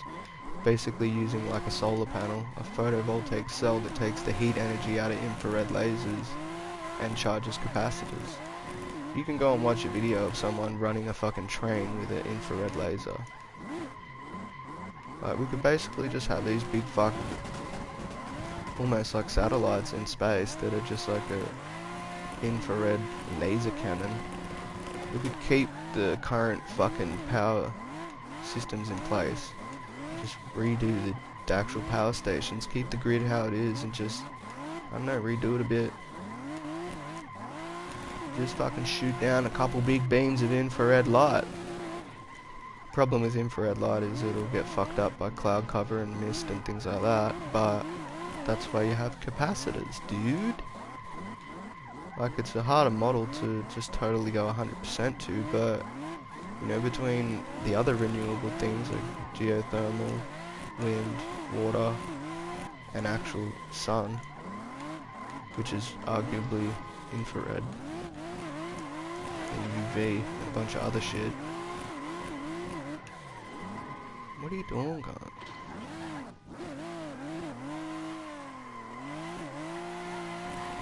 We can make it work. We don't need to continuously burn fossil fuels. And you got all these old people saying, "Oh, that's bullshit. There's nothing like fossil fuels. It's the most efficient energy resource ever." Is it? For how long? How long is that going to be sustainable for? Is it really efficient? Is it really efficient to pump that much shit in the air that we need to actually, like... It's just ridiculous. People made fucking hydrogen cars, like, in the 60s and shit. We are no further ahead than we were back then. The CIA and everything had, like, VR. VR is arguably one of the most advanced things, but we're still not where we were. You can look up a machine called the Sensorama. It was made back in the 50s. It had wind, vibrations, heat, cold, 3D vision. It was a VR machine. It was a VR machine made in the 50s that has more VR-ness to it than modern day VR. And it had the same thing. Like, we live in an age where we really don't know where we are technologically. For all we know, the governments have hidden fucking projects, blacklisted, that are just, the people would think are like alien technology. If there's ever a fucking alien invasion, I guarantee you it's not an alien invasion. It's just the government's advanced weaponry and technology that the people think is... Well, anything alien is basically just something beyond comprehension, beyond current technology. Like, granted, it's off-world, but people will think it's... Like, if you're seeing all these fighter jets every day and you think that the furthest we are is, like, the new weaponry, like with the missiles that the US, China, and Russia are working on to get long-range laser targeted shit. long-range weaponry that's supersonic. That's the stuff they're working on, allegedly. They might just be working on that in the public eye, but I guarantee you if one day a threat actually came, they'd pull out weapons and shit you didn't even know they fucking had. If we actually got invaded by aliens, you'd see all sorts of fucking technology rolled out onto the streets on day one, and you're just like, what the fuck's this? You got an invisible tank? How'd that happen? A fucking cloaked tank that goes invisible. Shit like that. Rail guns and shit. Energy weapons. You would see it. It would come out of the woodworks. Like, fuck, how long have we had this? Then they'd release some press statement saying, oh, we've kept this classified because if people knew that this technology existed, it would be a threat to the rest of humanity because someone had replicated with ill intention. That'd be their reasoning. I'll bet money that'd be their reasoning. Because our own government's fucking cynical towards its people.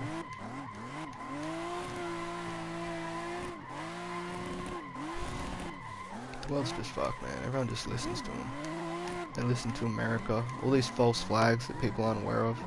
Like 9/11, for fuck's sake. If you still think 9/11 happened because of planes, you're a fucking idiot. An absolute fucking idiot. It's not physically possible, dude. Go and look at the schematics of the building and the architectural designs. Look at even the person who designed the fucking building said, yeah, nah, man. The building was literally designed to withstand jet fuel. It had external steel structures, they weren't internal. They were all around the outside of the building. Fucking jet fuel doesn't burn hot enough to melt the steel. The steel was formed at like twice the temperature that jet fuel burns at. Like, it's just moronic. You can watch a video out there of a fucking plane being taken down in mid-air because a bird hit it. A fucking bird. The hulls of planes aren't strong, dude. They're light. They're designed to float in air. They're not fucking strong. If you put a crazy strong steel structure in the air like that, it'd be fucking hard to keep it afloat. It'd need to be so aerodynamic. I mean, we can do it, but it's just not. It's not efficient.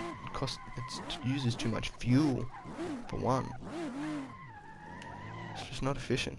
It'd affect. Oh, fuck off, cunt. It'd affect how far we can go.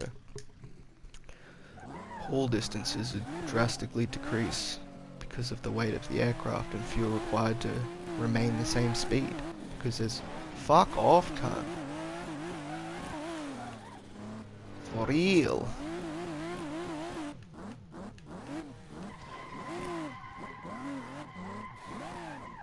It's just ridiculous, dude. It's just ridiculous.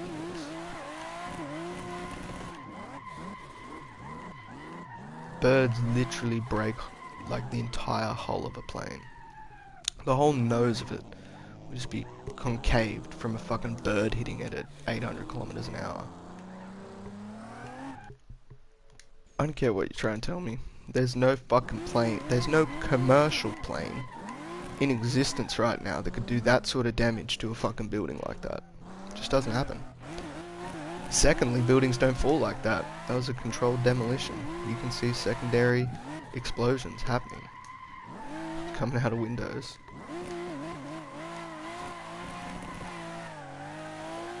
If that ain't enough to make you question, there's a video out there of a fucking third tower collapsing.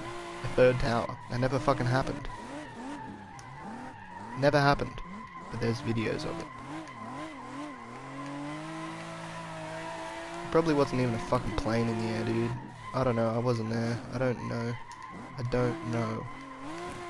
I'm agnostic about that.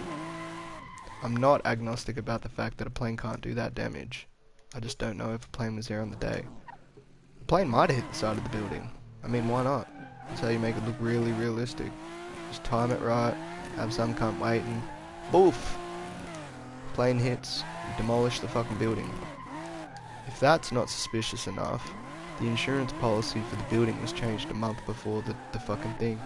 The insurance policy did not cover plane attack or a plane crash or anything like that, and then all of a sudden randomly it does.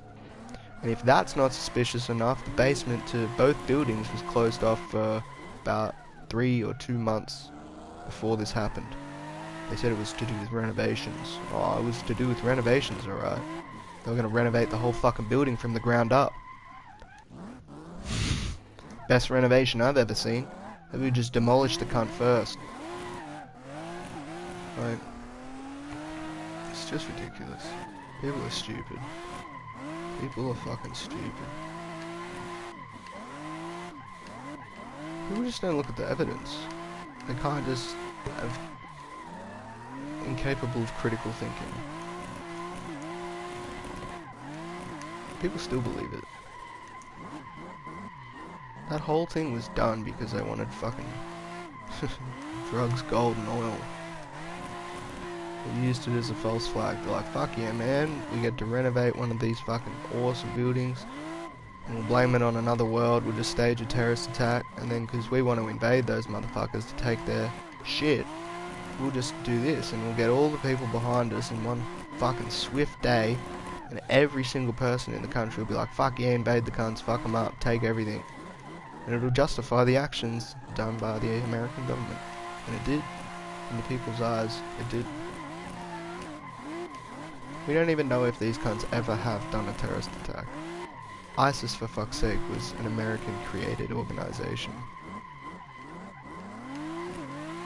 It used to be a fucking secret service, I'm pretty sure. Not 100%. I'm not 100 on that one. But that's what happens in the world. We go over and create a fucking rebel army within the country, and that rebel army overthrows the government, and then that rebel army that we've created is the new problem, so then we come in and take that rebel army down. Even though we gave them all the weapons, and we trained them, and we did everything to create them, we then destroy them, because they're a threat. It's just dumb. This is how they work. And then if you look at the drugs and what happened after they, back in the day, went in, America didn't have the, it's not heroin, it's the other one, the fucking meth epidemic that it had. And all of a sudden it did. Because we went over there and we took all their fucking drugs, and the old international drug cartel, known as fucking CIA, brought the cunts back. Distributed it through their country. Now we've got a mad opiate epidemic throughout the world. Which links back into my original thing about cannabis. The real reason why that plant is fucking illegal is because it would cost way too many big businesses that are in the pockets of the government and campaigning and lobbying to contribute massive, mind-blowing figures to politics every year to lobby, campaigning, media, everything. Everything.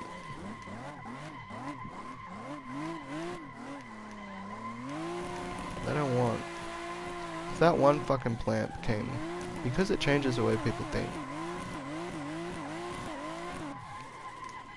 There's more to it than that. It's not just because it changes the way people think, and it's not just because. It's literally because of the applications of the plant. The government's done all the fucking research they tell you they haven't. They tell you that the drug's not understood. Fuck off, man. We've been very, very thoroughly researching this fucking plant since like the 60s and shit. Back in the 50s and 60s was in the age where we were really still pioneering. We were really still doing a lot of research and creating new technologies. It's not happening today. Everything's patented. Everything's classified. You still can't go and make like a lot of Tesla's shit. If you apply for a patent to go and create a lot of that stuff, they'll just be like, why? Why do you need to make it? Not good enough. You can't reproduce any of the shit that he made. You can reproduce some of it, but not a lot of it. Half of the shit he did we probably never even heard about. It's probably very highly classified. Someone will do it. There'll be some young, brilliant mind come out of the woodwork soon, out of necessity, who will continue his work. Continue his work with vortex-based mathematics. And they'll continue all the shit he did with frequencies. Someone will reproduce it. The whole theory of the furious ether was pretty much shut down after Nikola Tesla, and people tried to disprove it and debunk it and everything like that. But you don't know. Fuck, we can't even believe NASA. Like, I don't know what the fuck's going on. I don't know if we've been to the moon. People hate that thing, but they fucked it for themselves, you know. We know now that the moon landing footage was faked. Whether we actually went to the moon or not, I don't know. The reason it was faked is pretty simple. There's a huge fucking layer of radiation around the Earth. Huge. And it's fucking extremely dangerous. And it destroyed all of the footage as they passed either through it or back through it. I don't know. Now if they actually went there, then they all probably suffered radiation thing, which is clear. A lot of them had developed cancer and everything like that because of the radiation that they dealt with during their time on the moon, or going to the moon, going through that belt of radiation surrounding high orbit Earth.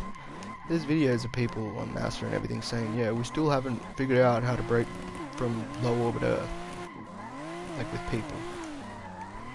I don't know how they do it. All these pictures that you get of galaxies far away, they're all artists' representation of what it would look like. A lot of the photos that they send back still can't be sent in colour. Some of the more modern day telescopes and space telescopes and whatever the fuck they are can, but I don't know. The government's lied to us that much, you don't know what to fucking believe anymore. That's why people are just cynical about everything they do. This is where conspiracy theories come from, because people don't trust the government as far as they can throw them. So they go, well, what could it be? See, I don't know. I don't just flat out be like, yeah, this didn't happen, or it was all faked. However, I do believe the footage was faked. I think they might have got too fucking excited about the thing that they've done and gone, fuck, the footage is ruined, but we really did go there. I want to show the people, like, what it is, like, what it was like.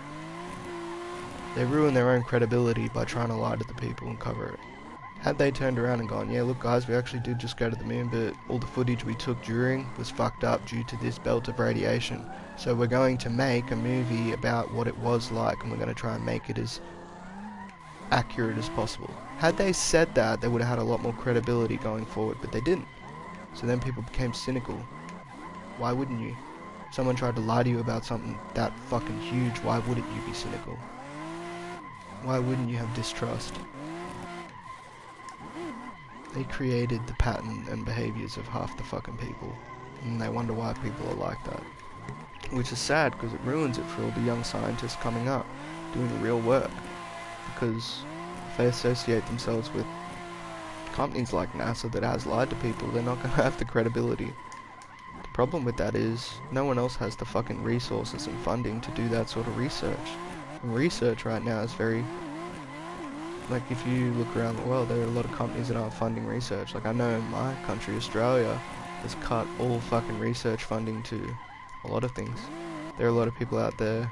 I actually know people that went to school to do environmental science and things like that, to try and make more renewable sources of energy, and they finished their course, and they were in, like, right at the end where they have to do their own, like, you know what I mean? Like, they're gonna make their own kind of thing. Their own technology, not necessarily, just their own thing. They're gonna make something for themselves. An original concept.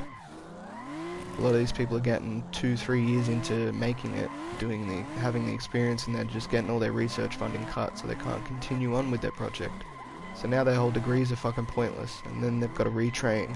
So you got people that are overtrained, working in jobs that they're overqualified for because there isn't enough work for their actual qualifications. So you got people using their financial and mathematical aspects of their degree to get into finance from, like, all these other things. These crazy... It's just ridiculous. Or if they don't do that, then they go somewhere else, like China, or to another country that is still funding research. Problem that creates, if only one country is funding research, then in the future we're going to be fucking reliant on that one country. Education and research is fucking everything. It is fucking everything. I don't know why we spend so much money on military. Who the fuck are we protecting ourselves from? Fuck. We're all here on the same earth. We're all trying to deal with the same fucking problem. Just get over it. It's like a bunch of fucking women that are just bitching, holding grudges. Who the fuck cares? Fuck it. We're all gonna die in the future if we don't all collectively work together to fix the fucking problems that affect us all. That's where we're at. We're still too busy going, oh fuck these cunts, they're terrorists, let's fucking invade them. Fuck them. Who the fuck cares?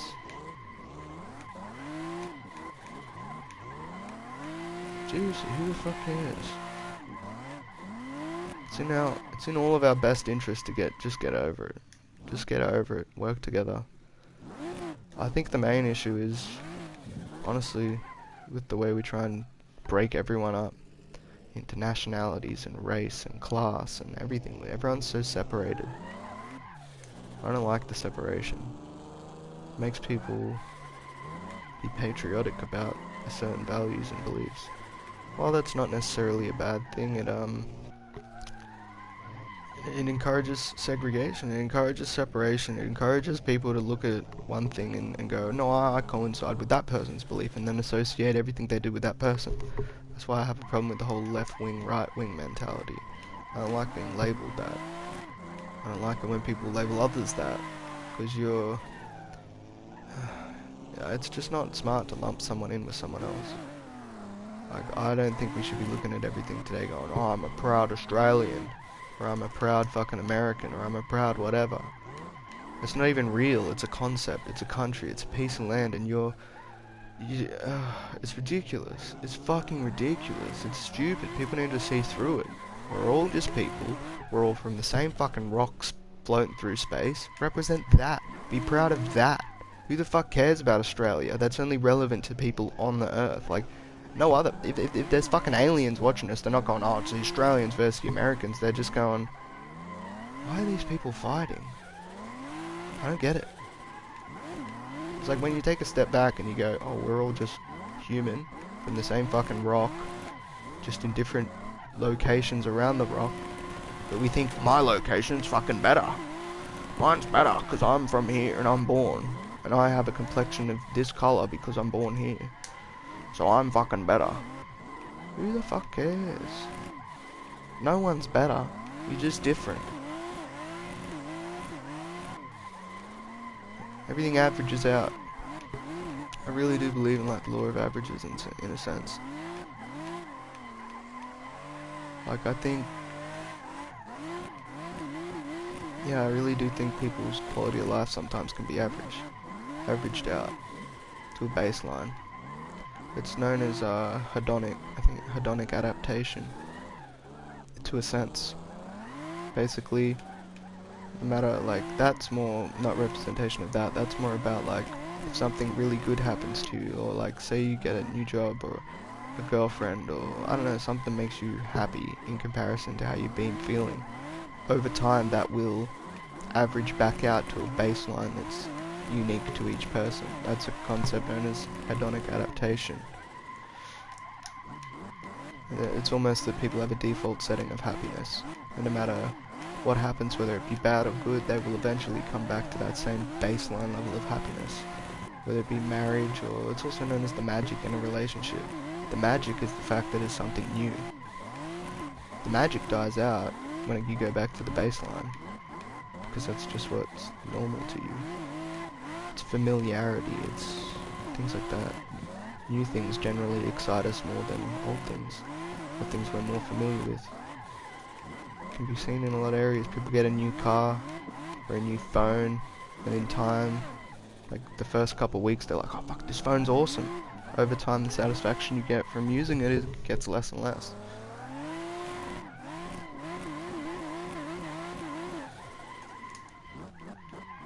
Oh god. But that's not so much hedonic adaptation in terms of that. I was talking more about, like, say a rich person might have a lot of money. That doesn't necessarily mean their quality of life's going to be more. They might have excess amount of money, but they might not have any friendships. They might have the exact same base level of satisfaction that you do. You might not have the same amount of money, but you might have a good social life, or good relationships with your family. Things like that. I really do believe that everything's sort of equal in that sense. You can't have everything. Yeah.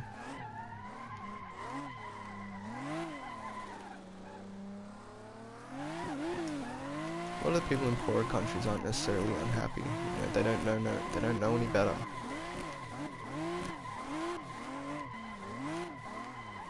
You wouldn't necessarily be depressed about being poor if you've never known anything else. You just accept it, and you can find happiness in it. same sort of thing with like what people are good at and what they're not good at. It all averages out.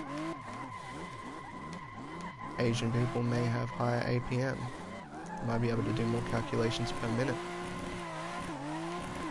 They might not be as strong genetically as a race. They might not have the bone densities. Or they might not. Who knows? Like, you just don't know. Like, every different race has a thing that they're good at. That's racist almost to say, but it's true to a certain degree in averages.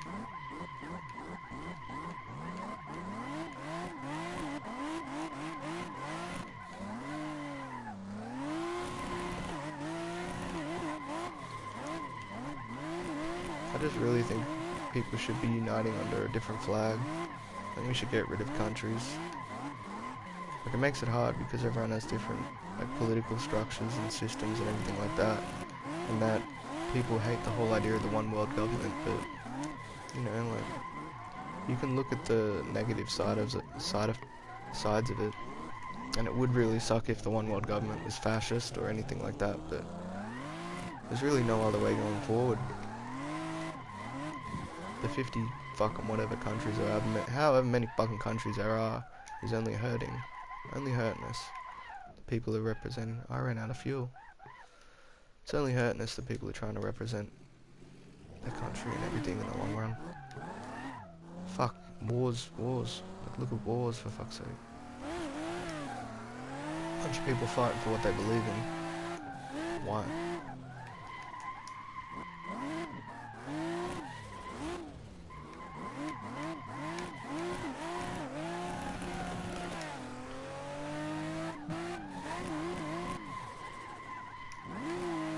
It's like the war on terror. That's the dumbest thing I've ever fucking heard.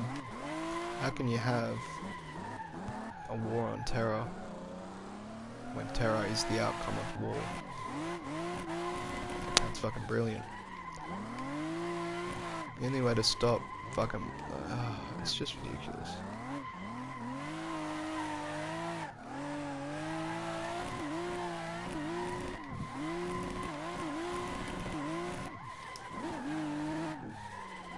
Biggest terrorist these days is the fucking media.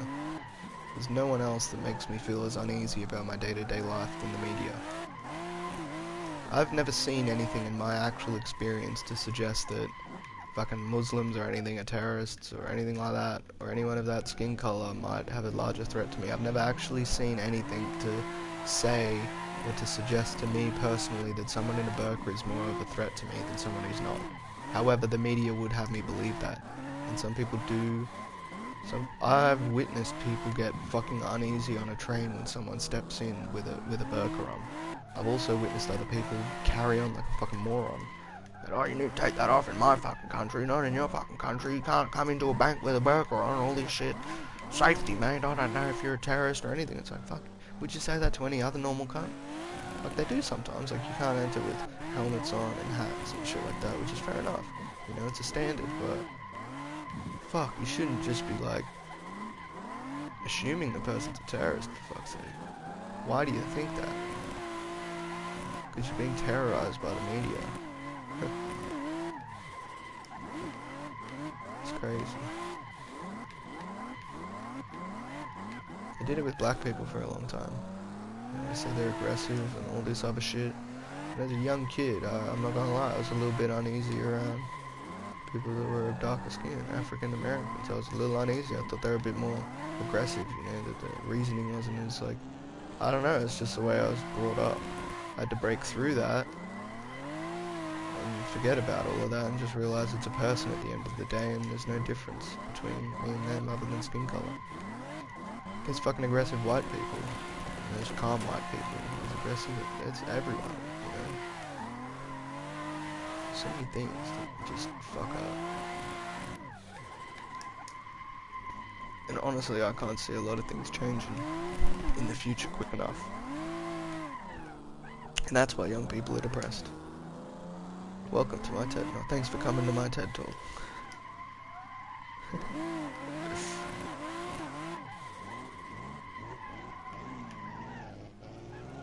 I actually strongly encourage people to listen to their favorite song remastered in 432 Hz and see if they notice a difference.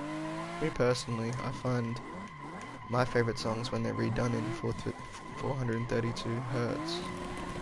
They have more emotion. A little bit slower because it's like 8 less oscillations per second, but they just sound more true to the artist. I feel like they accurately, I don't know, you just feel like you can feel the artist's emotion more through the music. Personally, I do anyway.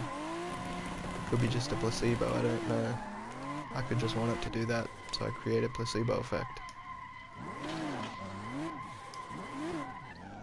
Placebos are interesting. They're very fucking real. I remember one day I had a liquid benzodiazepine, and I'd never had it. I'd never experienced the sensation of being on benzos. Anyway, I got liquid benzos, and I fucked up the dosage. I microdosed myself. I did 10% of what I was supposed to do, and that's like negligible. I shouldn't have even felt anything. I should not have even felt anything. Let me tell you how fucking benzoed out I was, man. I was fucked. I was absolutely fucked. The reason I was fucked is because I thought I was fucked. And then, like 2 weeks later, I was like, fuck, I've been fucking up my dose. I haven't been doing anything, I've been microdosing. And then I was just thinking to myself, but I've been so fucked up. And the only conclusion I could come to was it was a placebo. I was so fucked up because I thought I was going to get so fucked up. So then when I did the real dose, how much I should have done, funnily enough, I had the exact same effects with the microdose. Exactly the same. Exactly the same. And there's a lot of people that do shit like, at parties, or they go out, a bunch of people get on MDMA, and then they give one person in the group candy or something, and then the person in the group that had candy still acts like they're on MDMA. You could argue they're lying, but I would argue it's a placebo effect, and they truly think that they're on MDMA. So their body is, you know, doing everything that it should if it were, and creating all the, yeah, it's just weird. It's very weird. It's suggestive.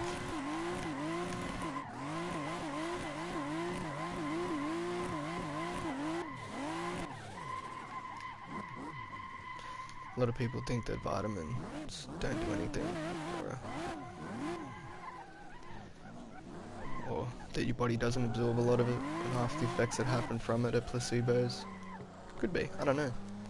Most of the time if I ever take a multivitamin, to me my piss just goes like fucking bright yellow, and stinks, and I'm just thinking, fuck, I could just, like, I've had the thought so many times where I'm like, I swear to God I'm just pissing this shit out. But you feel better. What's making you feel better though? Is it the illusion that you should be feeling better, so you start feeling better? It's all a placebo? Or is your body actually absorbing some of those vitamins? Most of the time, not most of the time, sometimes people put other things in it to make the vitamins like assimilate easier and actually absorb properly, but I don't know. I don't know how well it's absorbed. If all of it's absorbed. If any of it's absorbed, actually. Well, it would be, because there are people that, like vegans for example, you can't create a vitamin, I would assume. And there are people that have deficiencies of B12 and shit. So they need to supplement it into their diet. And it works for them, and they do get B12 out of it. So the body must absorb some of it. Whether it absorbs all of it, I don't know. I think it's a bit too dense for it to absorb all of it. There's not a lot of foods naturally occurring that are that fucking dense in vitamins.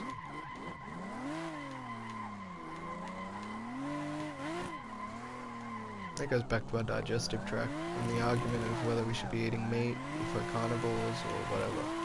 A lot of people think we're omnivores. A lot of people think we're frugivores.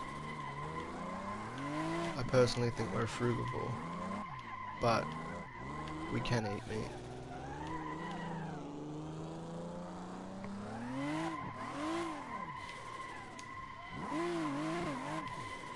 I've personally just noticed whenever I eat meat, whether it's white or red, I get really gassy.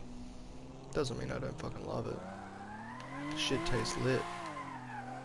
Is it good for me? I don't really think so. Is it healthy to have a small amount of it every now and then? Yeah.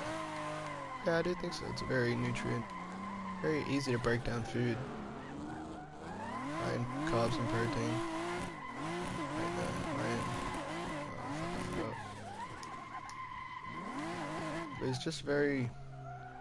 Yeah, we used to have to eat a lot of plants back in the days of hunter-gathering, and when you look at it like that, when you're looking at energy that you have to use to get your food, meat is much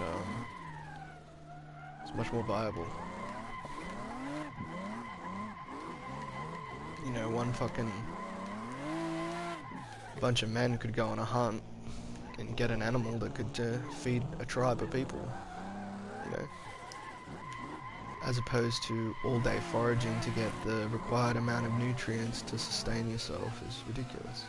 If you look at on a plate, like, how much protein is in, like, there's no argument to be made you need to eat meat to get protein. That's just idiotic, because all protein is created by plants. There is no protein naturally occurring in animals. Animals don't create their own protein. It's not how it works. They eat protein and assimilate it, and they add amino acids and sulfuric acid to it, or sulfur, sorry, not sulfuric acid. In animal protein there is sulfur inside the amino acid. There's more natural sources of amino acids like fish oil, although that's animal product. Hemp seed oil and other seeds also have amino acids in them. Better amino acid profiles. Hemp seed oil is one of the most nutritious things ever, to be honest. It's got like a lot of amino acids, all your omega acids, a lot of fucking nutrients, a lot of vitamins. It's got a bunch of shit. It's better for you than fish oil. Much better. It's more sustainable than fish oil as well. Cannabis is just a crop of the future. Anyone who's economic minded and wants to invest in things, I'd suggest investing in the cannabis and companies that are producing hemp and cannabis products. They are slightly different plants, and it depends on which one they're doing. Someone could be doing cannabis sativa for medical properties. There's someone, like, there's a few different ones. There's Cannabis ruderalis, which is like a low THC plant, and there's just hemp. Hemp is the same fucking thing, it's just cannabis sativa with technically less than 0.5% THC, so it's non-psychoactive, and it's the male counterpart of the plant. The females are what buds and flowers and produces the THC. The male does not. The male, I find that very, like, I don't know. It's just funny that women, like women are more nurturing emotionally, caring about that sort of stuff, and men are more physical, generally speaking. It's just funny that the plant, the female version of the plant, is like medicinal, changes the way you think and feel, and is a neural protectant and helps nurture your brain and thought and everything like that. And then the physical counterpart of the plant, hemp, has more industrial applications from like building. Hemp's a great material to build with. You can make clothes from it, you can make fuels from it. It's fucking sick. It's good to eat too.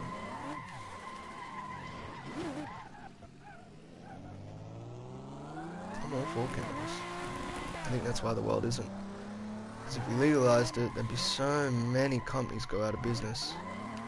All these pharmaceutical companies. Be fucked. 100 years ago, cannabis was a main medicine. It was in everything. Fucking everything. If you look back through ancient civilizations, we've always used the drug.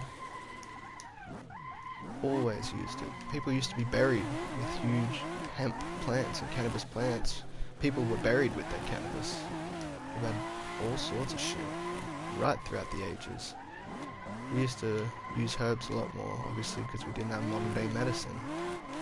And shamans and everything. Like, it's crazy, some of the figures throughout history. Like, it's crazy to me, like, I've done DMT, that shit is fucked. It's crazy to me that there would always be someone in your society who is on it. Like, shamans were literally people like the way they said it was they'd have 1 foot in the real world and 1 foot in the spirit world. I think we say that now as they had schizophrenia, but or psychosis. That's how we label it now. But their role in society was to basically always be on psychedelic drugs or hallucinogenic drugs that changed their perception of reality. These people were usually on like ayahuasca and DMT, a bunch of other things, more natural medicines. But yeah, they were literally just always on it. A lot of different civilizations and shit had it. Vikings had it. Egyptian people had it. There's always been a figure in society that is on drugs for an altered perception and a different insight into the way things work.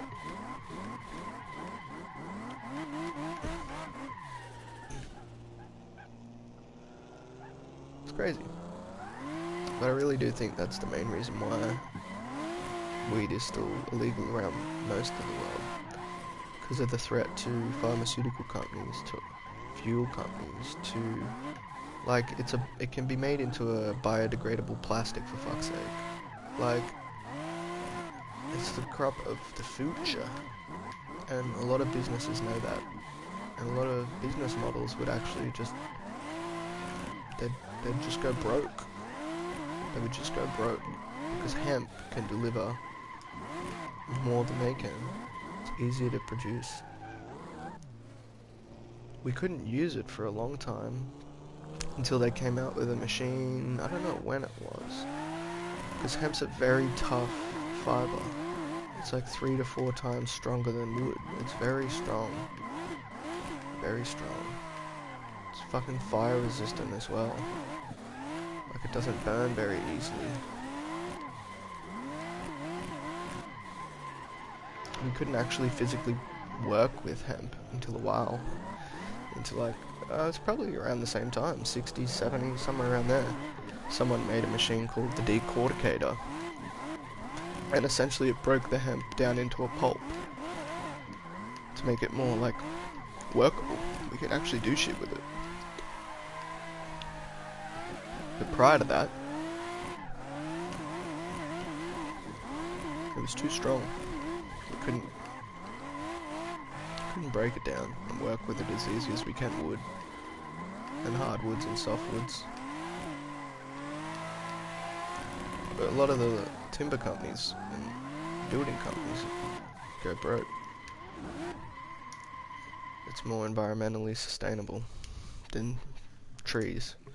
Grows quicker, it's stronger, it's more resistant to the elements. It's just better. It's just better. Same as bamboo.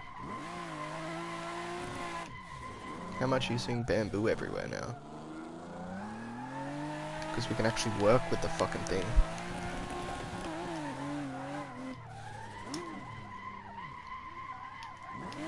It's actually crazy the things you can do with hemp and cannabis. It almost seems like it's too good to be true half the time.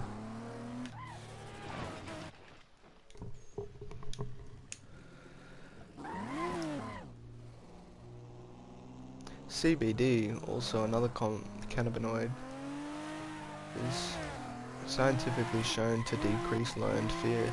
Now that's a big thing. Not a lot of things that can do that. That's particularly important for people that have PTSD. That is learned fear. It's something you've gone through that was so traumatic you've developed a defense mechanism, essentially. But you're also being traumatized by it.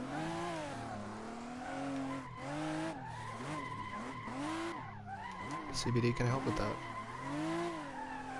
Panic attacks, anything like that, anxiety, learned patterns of behavior. It can break and decrease the impacts of it on you. That's why you got a lot of vets, a lot of war veterans and everything using cannabis. And growing it, actually. Because of it. It's the only thing that helps. See, it's one of the only things that helps me that I've tried. I have like ADHD and insomnia and anxiety and depression and a bunch of other things. But it's one of the only things that really fucking helps. Most of that shit's caused by ADHD. Most people that have it, there's a high chance you'll develop all that shit. Especially if you're, if you're high functioning.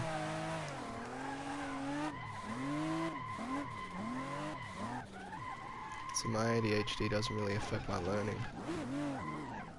It almost does the opposite. Some people that have it have an ability to hyper-focus on things that they're interested in. But because of that, they don't focus on a lot of other things that they're not interested in. See, I have pretty broad interests, so it helps me learn. I get very invested into things I find interesting.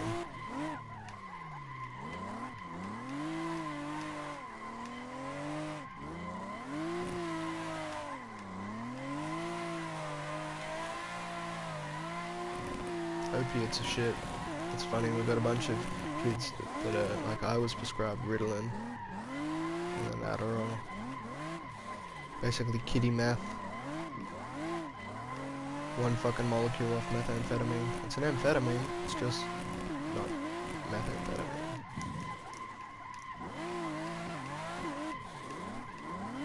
Same thing though.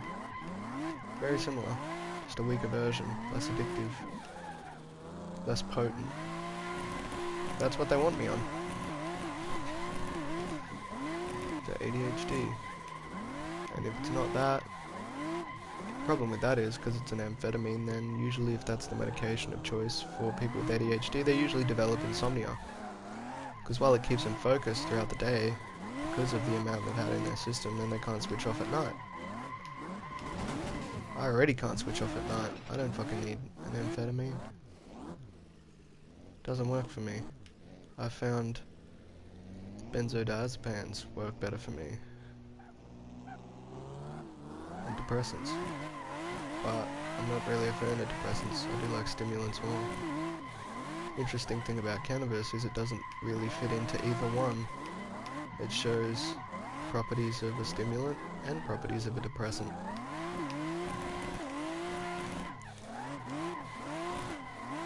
See, a depressant usually is something that can slow your heart rate and everything down and to the point where it stops functioning. That's a true depressant. Cannabis doesn't really do that.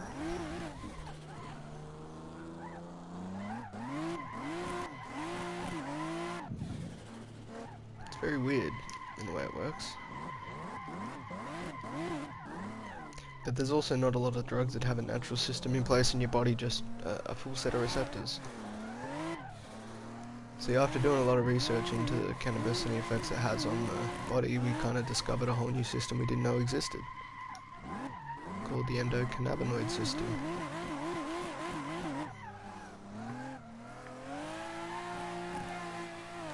It's literally a whole set of receptors in your body just for receiving weed.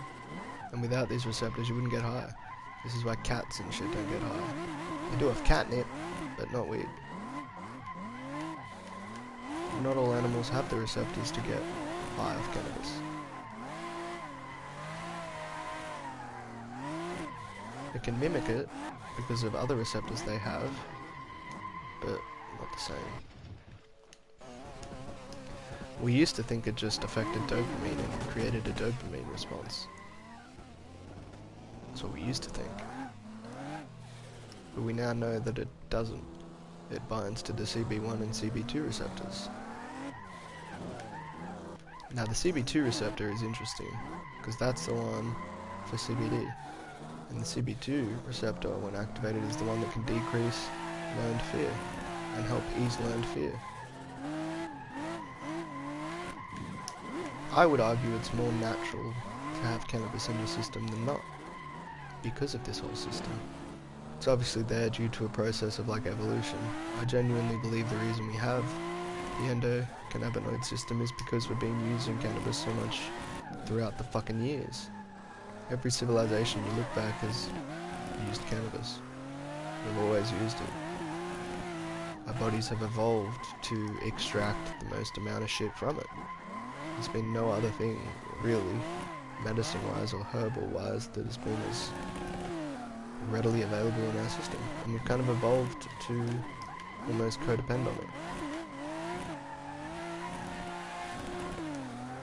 Its problem right now is its legalities. So the reason why I can't use it as an effective medicine is because I can't rock up to work high. However, I can rock up to work on a prescribed medicine that's an opiate or an amphetamine. I can basically legally rock up to work on meth, but I can't rock up to work on cannabis. Same with driving. See, people that have impulse control, I would argue there needs to be more research into cannabis and the effects.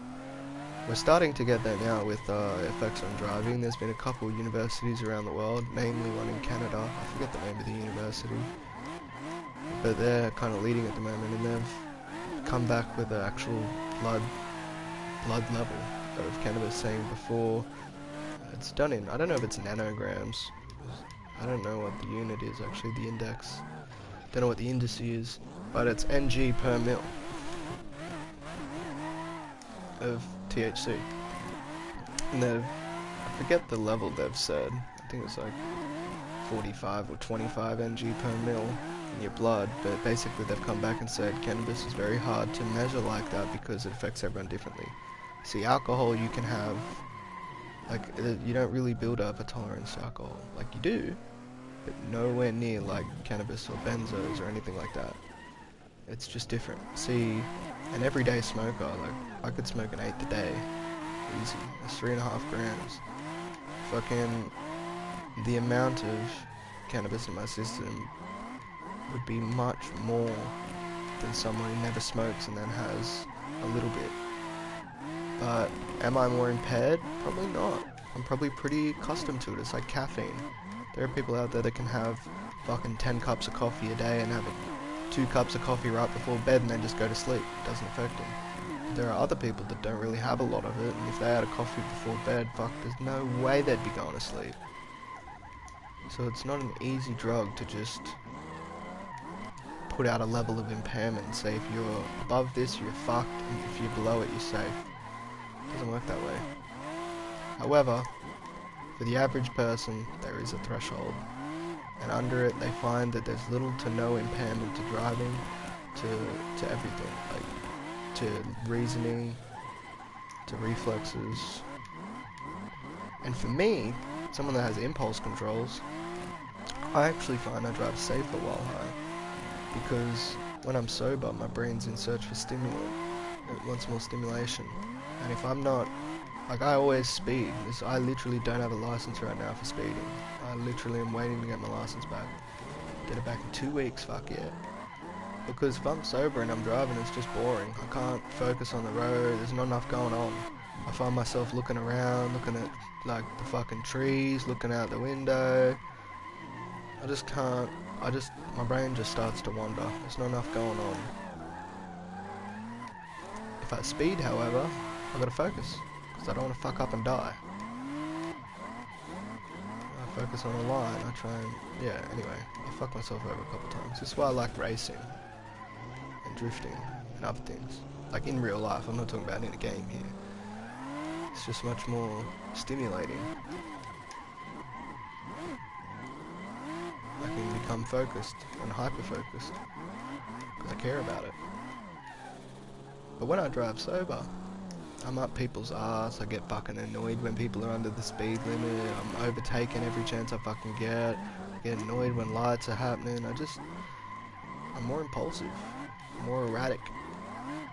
When I'm stoned or high as fuck, I'll be driving around, I look down, I'm doing under the speed limit, I'm like, fuck, I'm just cruising, man, like I'm just cruising, I just don't care, I'm just going from point A to B. I don't care how fast I get there. I don't care when I get there, as long as I get there. I'm not up people's ass. I'm not always trying to overtake. I'm much more like calm and relaxed and focused, honestly. I don't find myself looking around when I'm stoned, looking at the trees and fucking looking in my rearview mirror 5,000 fucking times. I always do, but it's just the way my dad trained me to drive, I guess. I used to get fucking punished when I was driving. My dad used to play games with me to train my awareness, and if I didn't pass the test, I wasn't able to drive, and I loved driving. So I'd be driving down the road, and he'd just randomly be like, alright, don't check your mirrors, how many cars are behind you, what colour are they, what order, and what are the first 3 numbers of the number plates. And if I couldn't tell him, I wasn't allowed to drive for a week. And that used to fucking piss me off because I loved driving. But because he did that, it totally trained my brain. It totally trained, like, put a pattern of behaviour in there to be always aware of everything that's going on around me. So then when I get bored, I just start doing shit like that. Just reading number plates, memorising everything, looking at all the cars, the colours, because I'm naturally doing that anyway. I find myself not just doing it for the fuck of it. I'm just looking around like, oh, that's a cool car, I like that car. Thinking about what that car would be like, thinking about my car, what do I want to do with it. Just not thinking about driving. Not the same when I'm stoned. And I dare say, well, from speaking to psychologists and stuff, I've been told that a lot of people that have ADHD end up feeling the same way when they drive. They like driving drunk, or they like driving high, or on other drugs. It's more stimulating. They find themselves getting bored behind the wheel. And a lot of them speed because of that. Find themselves getting bored. Can't focus on the road because there's not enough going on.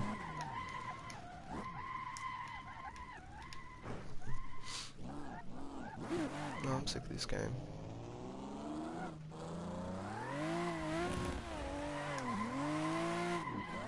It's just turned into a huge ass fucking rant. I don't usually rant on all my streams. There's just not enough going on in this game. That's a prime example. Not enough stimulation. So I'm creating it. Prime example of my brain right there.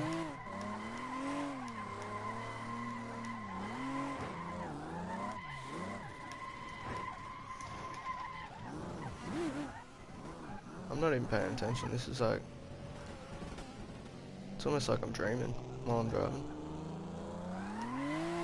It's because I'm at a point where my ADD's fully come back. Because I lost my license.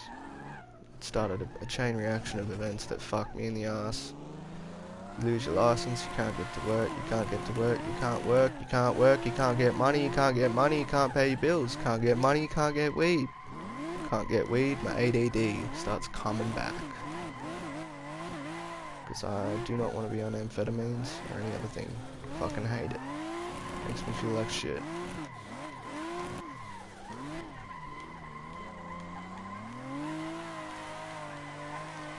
And the fucking kicker of all that is the government, like Centrelink and all these other government things to get your money so you can continue to live.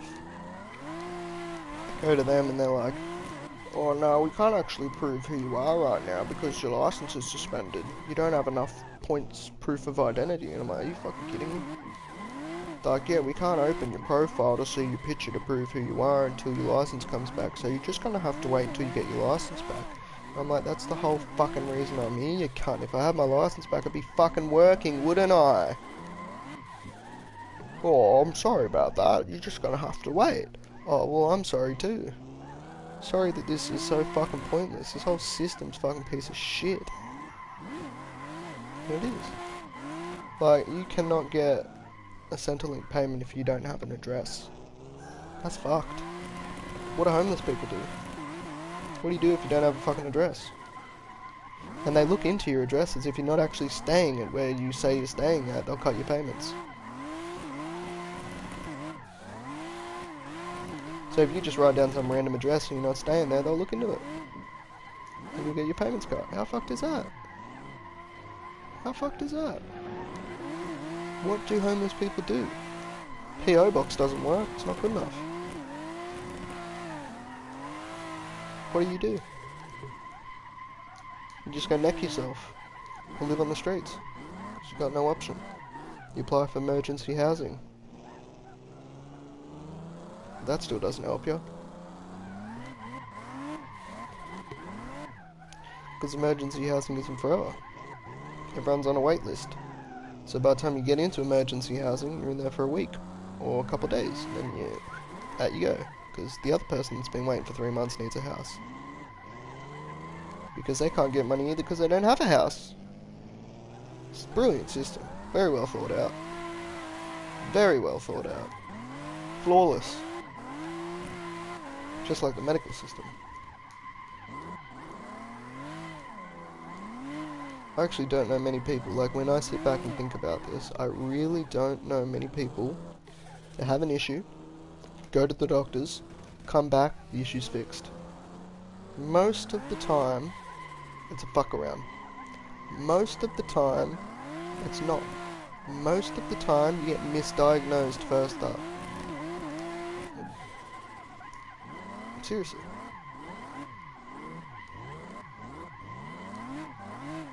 It's a joke. I have not had one effective fucking medication yet from the Western medical system. For insomnia, for anything. For the mad headaches I get, or did get. The only medicine I've ever had that was effective is medicines I've found on my own, being cannabis. Cannabis is the only fucking one that's actually been effective for all my problems. But they won't let you think that. As soon as you tell them that, this is what happens, I guarantee you. They'll either say something, well, I've done a lot of research and all my research tells me that, I've heard this from a psychiatrist, from a psychologist, from a doctor, from a bunch of different doctors. They'll straight up just be like, yeah, just it fucks you. And you it was funny how I responded to it. It's like, it's been scientifically shown to decrease your brain's ability to problem solve. It can lower your IQ by up to 10 points in later life. My response to that was, I fucking hope so. Old mate just laughed. He's like, why is that? And I was like, I don't like having a high IQ. I'd rather be dumb. There's a strong correlation between high IQ and depression. And there's another strong correlate, like, okay, people with Down syndrome, for example.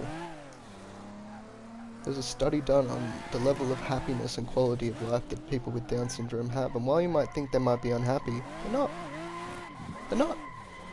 98% of people that have Down syndrome say they're happy as. Happy as fuck with life. They love it. They love it. When I think back to school, all the fucking tools that weren't that bright, they're loving life, man. They're loving it. Loving it. They went the tradie route. They worked their ass off for someone. Get paid just enough for the effort they put in. But they love it. They don't care. They're not smart enough to realise what's actually happening. They don't care. They don't care. They're happy. I'd much rather have an IQ of like 120 or something like that. I'd trade with someone if I could. If I could just get rid of... I'd just like to get... I'd drop 40 points, man. Go to 120. Just drop 40 points. Fuck it. I don't want it. Don't want it.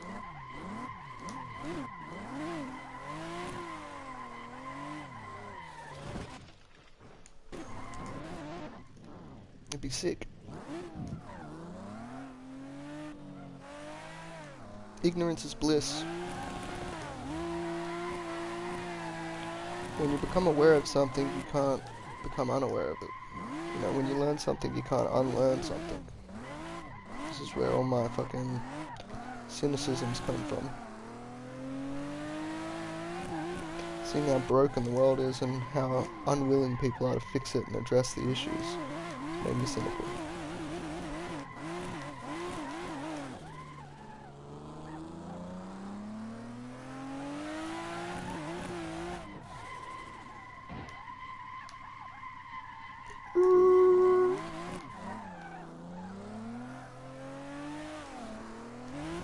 Full on autopilot just driving. I don't even know how I've been driving. I couldn't even tell you if I've had a line that works. I'm just driving.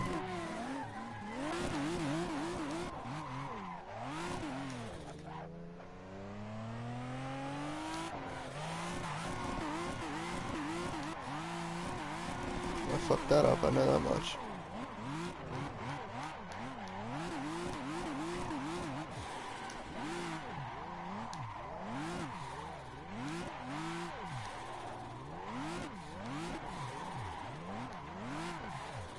I can't do this in first person, I can't see where the fucking wheel's at.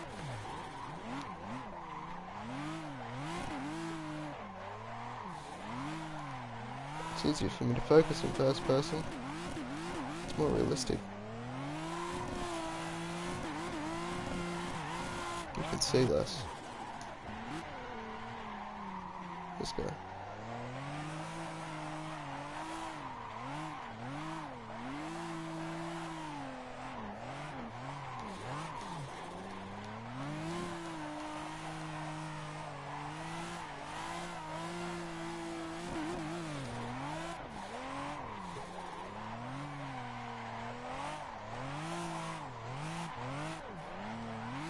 Oh shit.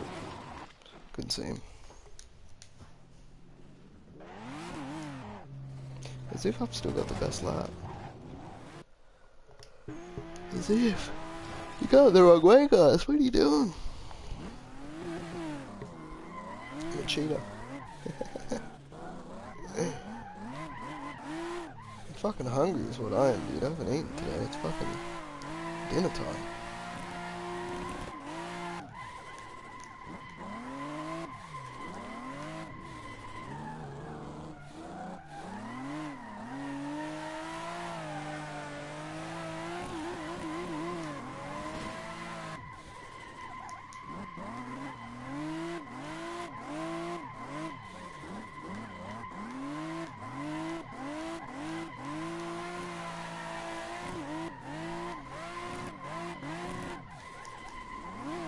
Fuck! I didn't mean to go back to second there, that totally fucked me up.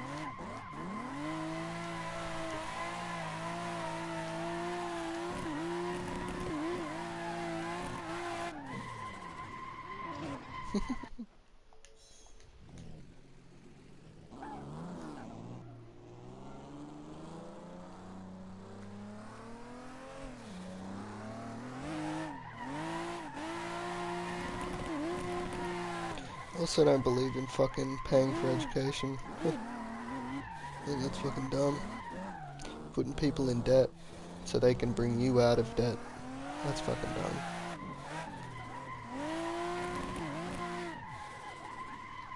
The government should pay for education.